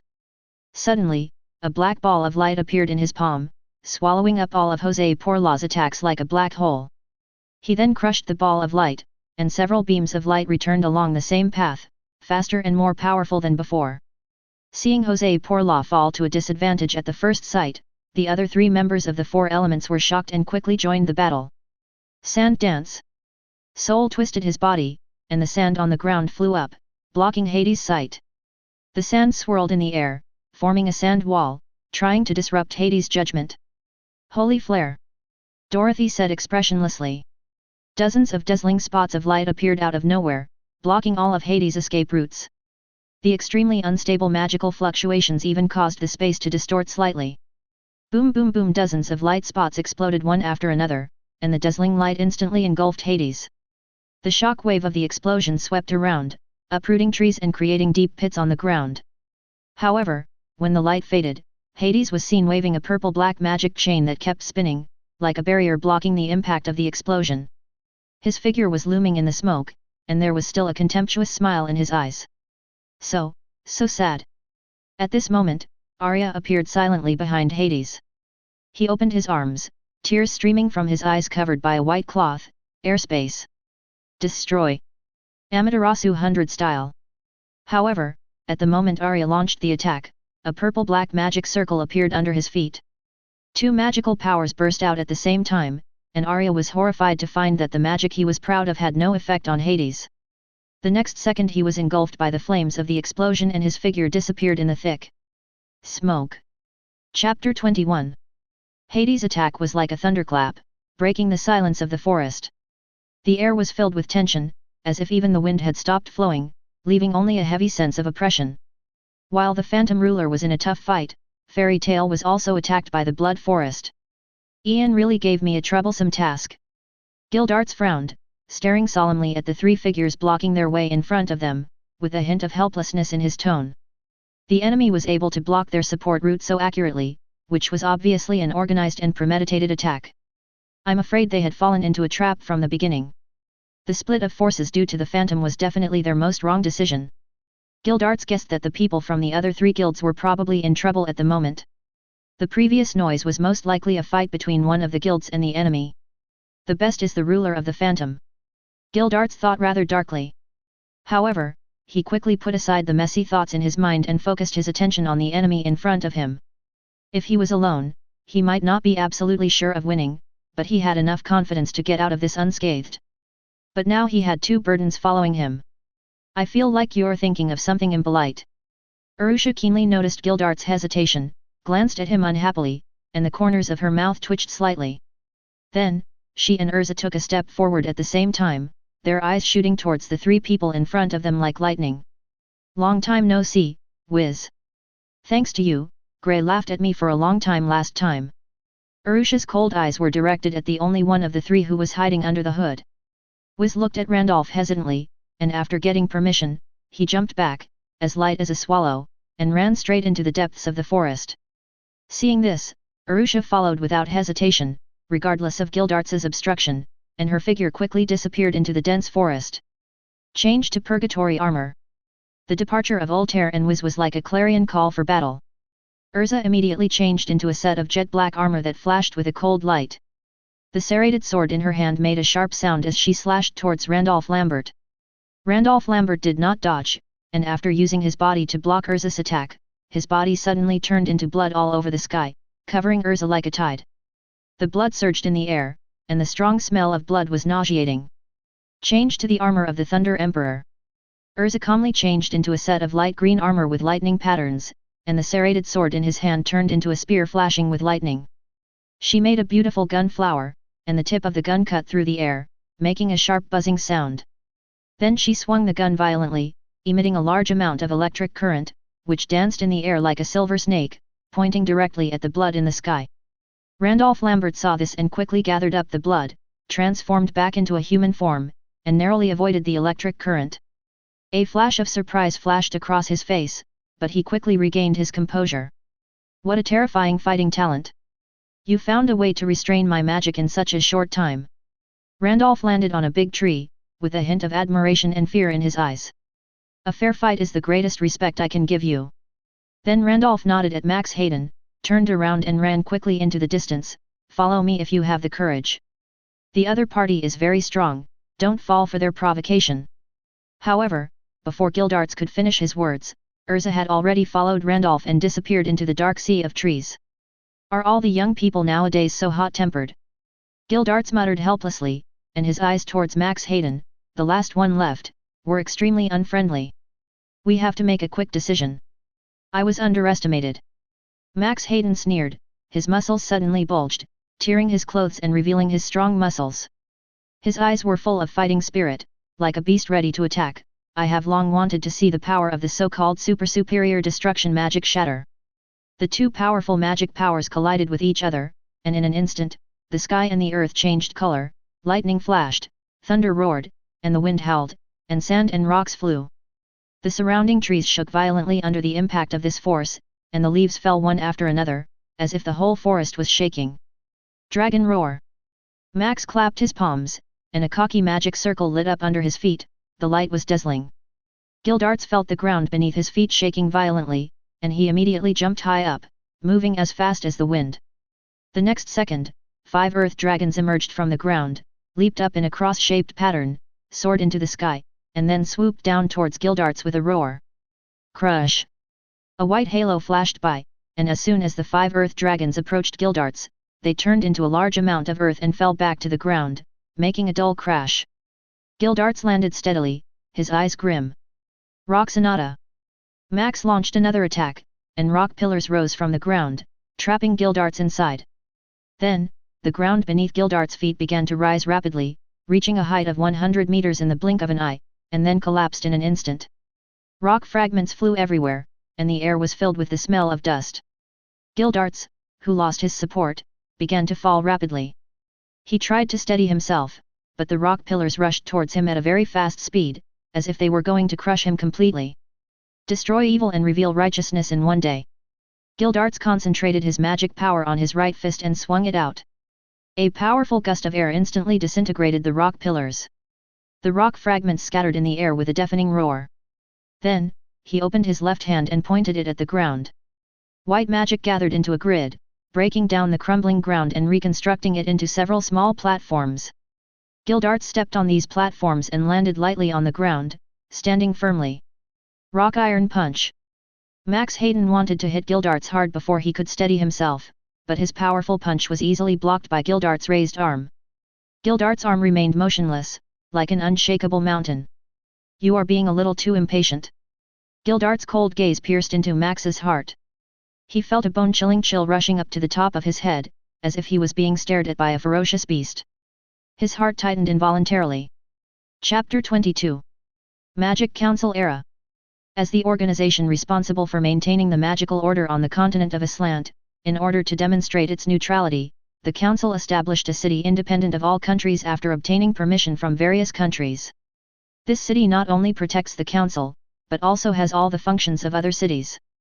And because the Council headquarters is stationed here, the Crescent Knights are responsible for patrolling and maintaining law and order on weekdays, and its permanent residents far exceed those of other towns, including the most prosperous city in Ishgar, Duke Rockers of Fiori. Although the second Councillor Og took away half of the forced detention troops and the Crescent Knights due to the recent crackdown on the Dark Guild, the city's defense strength has increased instead of decreased. In order to prevent the Dark Guild from taking risks, the Council recalled all the wizards and regular troops on missions outside. But even so, this heavily guarded town still suffered a devastating blow today. 8 sword lights descended from the sky from 8 directions of the city, breaking through the city walls with overwhelming force, cutting down all the buildings in their path. Wherever the sword lights passed, people who could not dodge in time had their limbs cut off or their bodies destroyed. The air was filled with a strong smell of blood, and there were wails coming from the ruins, as if the entire city was groaning in pain. Finally, the 8 sword lights, which spanned dozens of kilometers and passed through layers of obstacles but whose power showed no sign of weakening, hit the protective magic of the Council. Under the horrified gazes of Speaker Crawford and the other members, the protective magic that they had placed their high hopes on was easily torn apart like a piece of paper. The next second, the majestic building that symbolized the face of the Council collapsed with a loud bang, smoke and dust rose up, rubble flew, and the entire sky was covered with grey dust. Who is it? Speaker Crawford, who had escaped the disaster by chance, was in a panic, using his magic wand to support his body, looking at everything around him with a terrified expression. His forehead was covered with cold sweat, and his fingers were trembling slightly. The other few congressmen who escaped the disaster all looked pale and frantically looked for traces of the enemy. Cough, cough, cough. Yajima, who had released magic to protect the speaker and other members at the last moment, started to cough violently, and a trace of bright red blood flowed from the corner of his mouth. He had not fought with anyone for many years, and this time the attack almost cost him half his life. His face was as pale as paper, and his breathing was rapid, and it was obvious that he was no longer able to do it. Da-da-da! A series of light footsteps sounded, and every step seemed to be stepping on the hearts of the speaker and the House of Representatives, bringing them great pressure. The footsteps were getting closer and closer, like the god of death was slowly approaching. The wizards of this era are really corrupt. They are willing to accept the management of you useless people. A contemptuous voice sounded, and a man with a strange pattern engraved on the right side of his cheek, a burly figure, and half of his chest naked, carried a long sword on his shoulder and walked out of the flying dust with a swaggering step. Ulysses Young had a bloodthirsty grin on his face. He smelled the smell of slaughter and blood, which was still so wonderful and so memorable. He swept his eyes over everyone in the ruins, as if he was selecting his next prey. Who are you?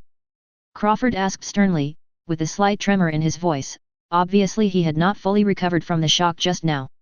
It seems that more than 400 years have erased too many things, so that people have forgotten my existence. Ulysses Yang said lightly, with a cold light in his eyes. Ulysses Yang is a wizard killer. You. Yajima wanted to say something, but another sudden voice interrupted him. It's hard to imagine that you can be so polite. Is it a rule that you must inform the target's name before killing him? Several people looked up at the same time and saw a handsome white-haired young man sitting on a half-collapsed stone pillar, swinging on one leg and looking at Ulysses Young below with a playful expression. The next second, the figure of the white-haired young man disappeared from the stone pillar, and then appeared in front of Crawford and others. Let me introduce myself, Ian Bell, the Wizard of Fairy Tale. Ian said with a smile, and pressed his green glowing palm on Yajima's body. He immediately felt a lot more relaxed. How could you? Yajima wanted to say something, but Ian raised his hand to interrupt him again. What happens next is not something you can participate in, so are you ready? Yajima's face suddenly changed when he heard this. Crawford and several other counselors, who were confused, had not even recovered from the successive changes when they felt a strong force hitting their buttocks. Amidst the shrill screams, several meteors flew out from the ruins of the counselors. You are quite decisive. Ulysses Young sneered, with a hint of disdain in his eyes. If you put the knife away, I can be less decisive. Ian rolled his eyes and said unhappily, his attitude was like an old friend who hadn't seen each other for many years. I let you get away with it last time, and you jumped out again so soon. Aren't you afraid that I will seal you for another 400 years? I just don't know magic, but I'm not an idiot. Ulysses Yang sneered again, and the long sword in his hand trembled slightly, as if ready to attack at any time. Okay. Ian touched his head and said with some regret, then, we won't follow the process. Ulysses Young suddenly turned around and raised his knife to block the rusty iron rod flying from behind. You are still as despicable as before. Ulysses Yang stared at Ian with disdain. If he had not been prepared, Ian would have succeeded again. Do I need to talk about morality with a bunch of villains like you? Ian said this, but his hands did not slow down at all. Under his control, steel bars were pulled out from the ruins and suspended in the air. The King's Treasure. Fake. Infinite Rod System. As he waved his arm lightly, the steel bars behind him shot towards Ulysses Young like arrows. Ulysses Young raised his sword and slashed left and right. The long sword in his hand almost swung out like a phantom, blocking all of Ian's attacks. Yan Fan. He then chopped horizontally and vertically in the air. 3 blade lights cut through the space at lightning speed and slashed towards Ian with a trace of black. Instantaneous 8 times the speed. Ian shouted softly, and his figure suddenly left a series of phantoms, and he flashed through the gap between the knife light by a hair's breadth. 3 blade lights struck the ruins of the council house, easily cutting out 3 gaps before disappearing at the end of the sky. Suddenly, Ulysses Young felt the light in front of his eyes shake slightly, and the space seemed to be distorted for a moment, but soon returned to normal. However, he did not take it lightly. Instead, he immediately turned sideways, raised his knife, and chopped it down fiercely. There was another crisp sound, and Ian blocked Ulysses' attack with a dagger in his hand. Where he had been standing, only a phantom was left, which was slowly dissipating. Jun Yan. The fire element in the air began to become active, and Ulysses Yang could clearly feel a burning and powerful force brewing around him. However, he did not panic at all, but instead showed a grim smile. Go to hell, Ian Bell. An invisible force suddenly swept through, and the restless fire element in the air instantly calmed down. Ian was surprised to find that he could not mobilize his magic power. The sudden interruption of magic also caused him to suffer a backlash. He could only use his dagger to block Ulysses Young's attack, but was still chopped away. This is a ritual. Ian steadied his body and looked at the wall of light engraved with runes that appeared behind him, a hint of surprise on his face. Although the wizards of this era are much weaker than those 400 years ago, they are not completely useless. Ulysses Yang made a sword flower and revealed a proud smile. He had fought Ian several times since more than 400 years ago, and this was the first time he had the upper hand. What would be the final outcome of a wizard ancestor who couldn't use magic facing a wizard killer who couldn't use magic? Ulysses Yang licked his lips and revealed a bloody grin. His eyes were full of madness and murderous intent, as if he had seen the dawn of victory. Chapter 23. Ice Make Ice Phoenix. Deep in the Barberry Forest, the sun shone through the dense leaves, casting mottled shadows. A gigantic ice phoenix sparkled with glittering spots of light under the sunlight. It let out a sharp cry, spread its wings and flew high, then slammed headfirst into the tiny black-robed man on the ground with a beautiful posture. However, the black-robed man only raised his hand slightly, and a crystal-clear shield appeared in front of him. The fierce ice phoenix collided with the thin ice shield, but the ending was shocking. The ice phoenix began to break apart from the head, cracks spread all over the body, and finally shattered into ice cubes all over the ground. However, the seemingly fragile ice shield only had a few tiny cracks. Arusha panted as she looked at Wiz, who was handling the situation with ease. Since the beginning of the battle, she had not even fought back, let alone actively attacking. She was just passively defending. Tisk, am I being looked down upon? Arusha gritted her teeth. Although she was unhappy, she had nothing to say. The opponent's attainments in ice magic were simply unfathomable. Even if she used all her means, she could not break through the opponent's defense. I am so stupid and ridiculous to try to represent Ulu to this extent. Arusha clenched her fists, her nails digging deep into the flesh, and bright red blood flowed down between her fingers, as if expressing her unwillingness. If it was you, then it wouldn't be.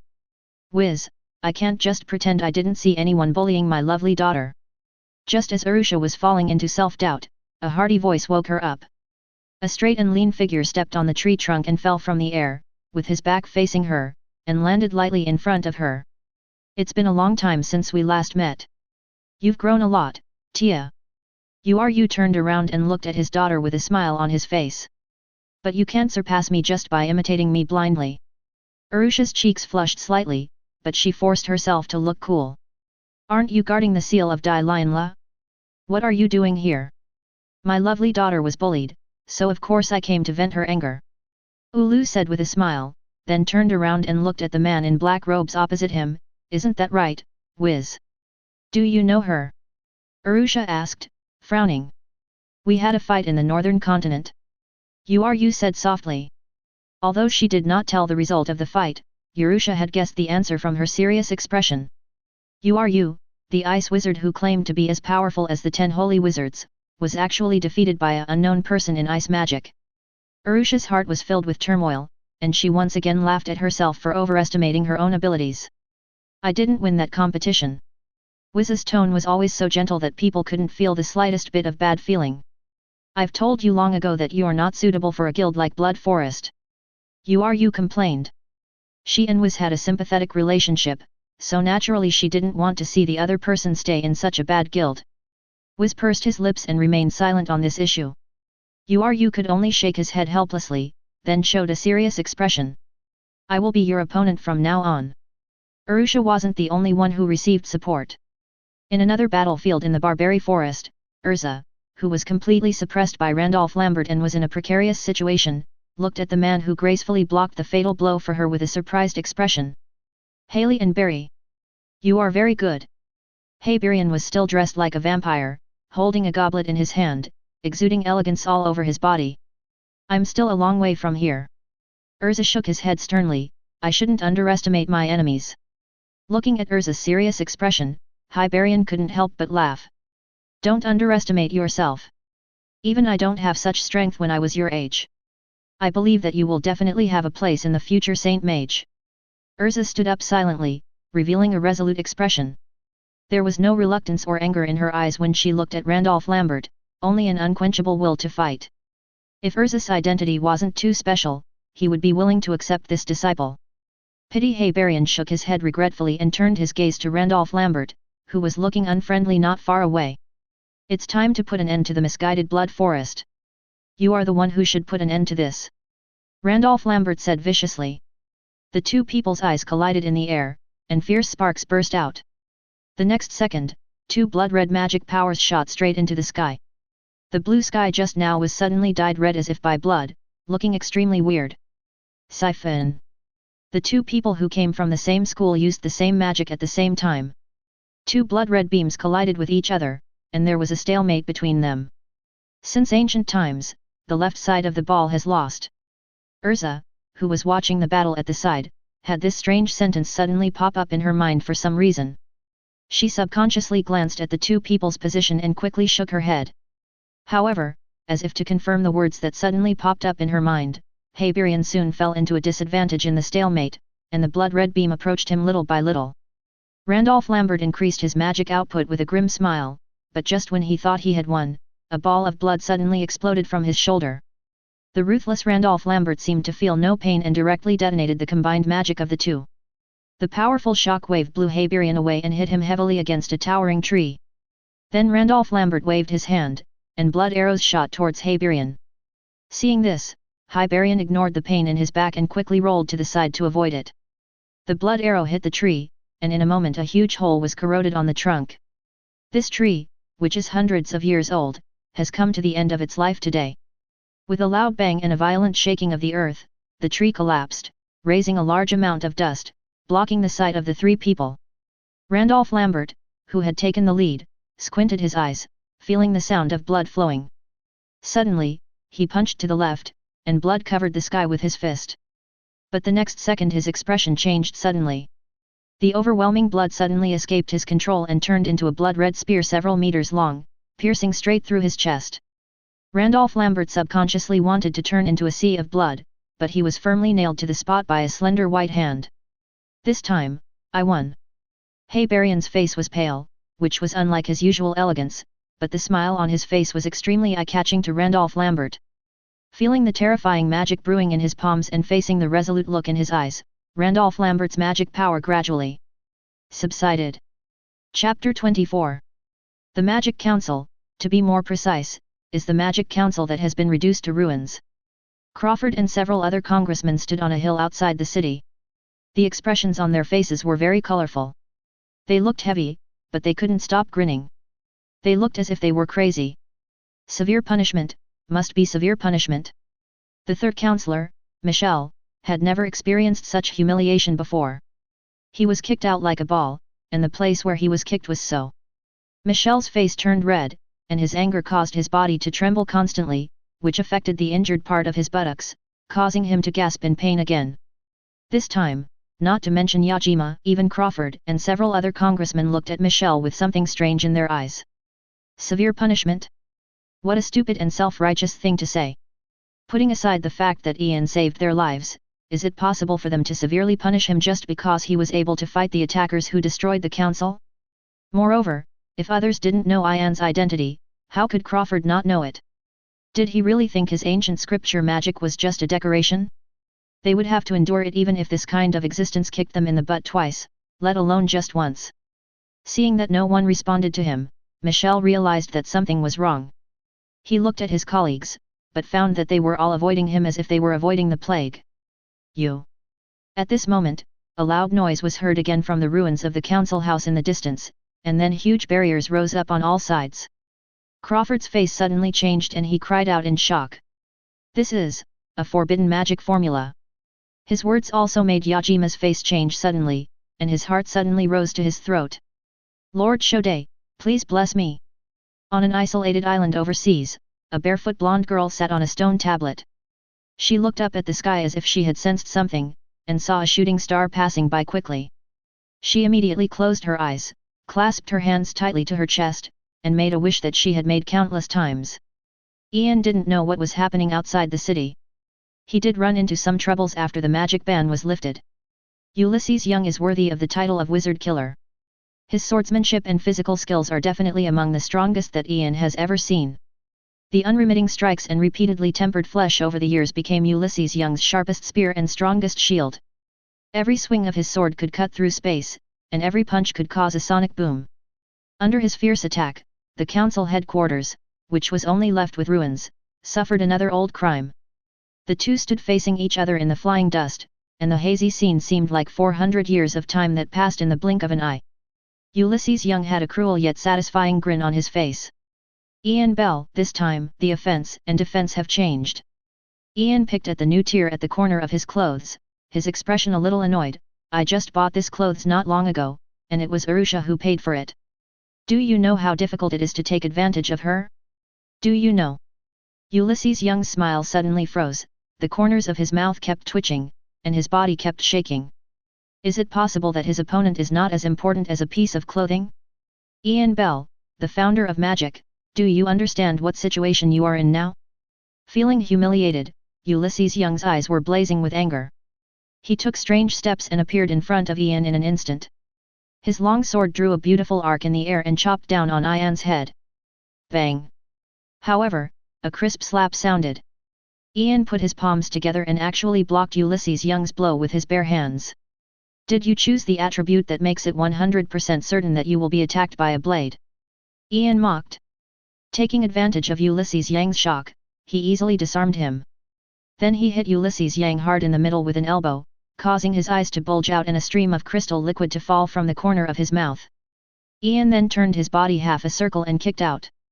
Ulysses Young, who was hit hard in the abdomen again, seemed to be hit head-on by a speeding train. He instantly flew backwards like a cannonball and fell heavily into the ruins. When Ulysses Young staggered out of the ruins, holding his chest with horror in his eyes, he saw Ian, whose body had swelled several times, his muscles were knotted, and he was full of oppression. Since you don't want to have a magic duel with me, I know a little bit about boxing and kicking. Ian took a stance, clenched his right fist, and slowly hooked up his index finger. Come here. Ulysses Young only felt a mouthful of blood rushing up, and the veins on his forehead were throbbing continuously. Doesn't he want to have a magic duel with Ian? He is born with a magic body and cannot use magic. And you call this a little knowledge? If he knows a little more, can he still hold the banquet right here? Ulysses Young could still endure the physical pain, but the mental torture almost drove him crazy. I'll kill you. Ulysses Young, completely mad, rushed towards Ian regardless of everything, and pulled out a steel bar on the way and hit Ian hard. Seeing this, Ian raised his right arm, and the steel bar bent, but Ian was unharmed. Then he stretched out his left arm and hit Ulysses Young on the chin, knocking him half a foot off the ground and then kicking him out. Ulysses Young flew out like a cannonball again, but this time he had no chance to land. Ian kicked with one foot and his body shot out, appearing behind Ulysses Young in the blink of an eye like a meteor, and kicked him higher with a powerful kick. The next step was Ian's one-sided beating of Ulysses Young. He was kicked by Ian like a ball for 5 or 6 minutes before he finally smashed into the collapsed wall like a meteorite, raising a large amount of dust. Finished, call it a day.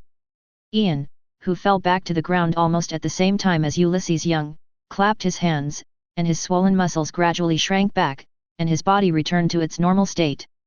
He walked towards the place where Ulysses Young fell, intending to arrest and seal him. However, just as his hand was about to touch Ulysses Young, something unexpected happened.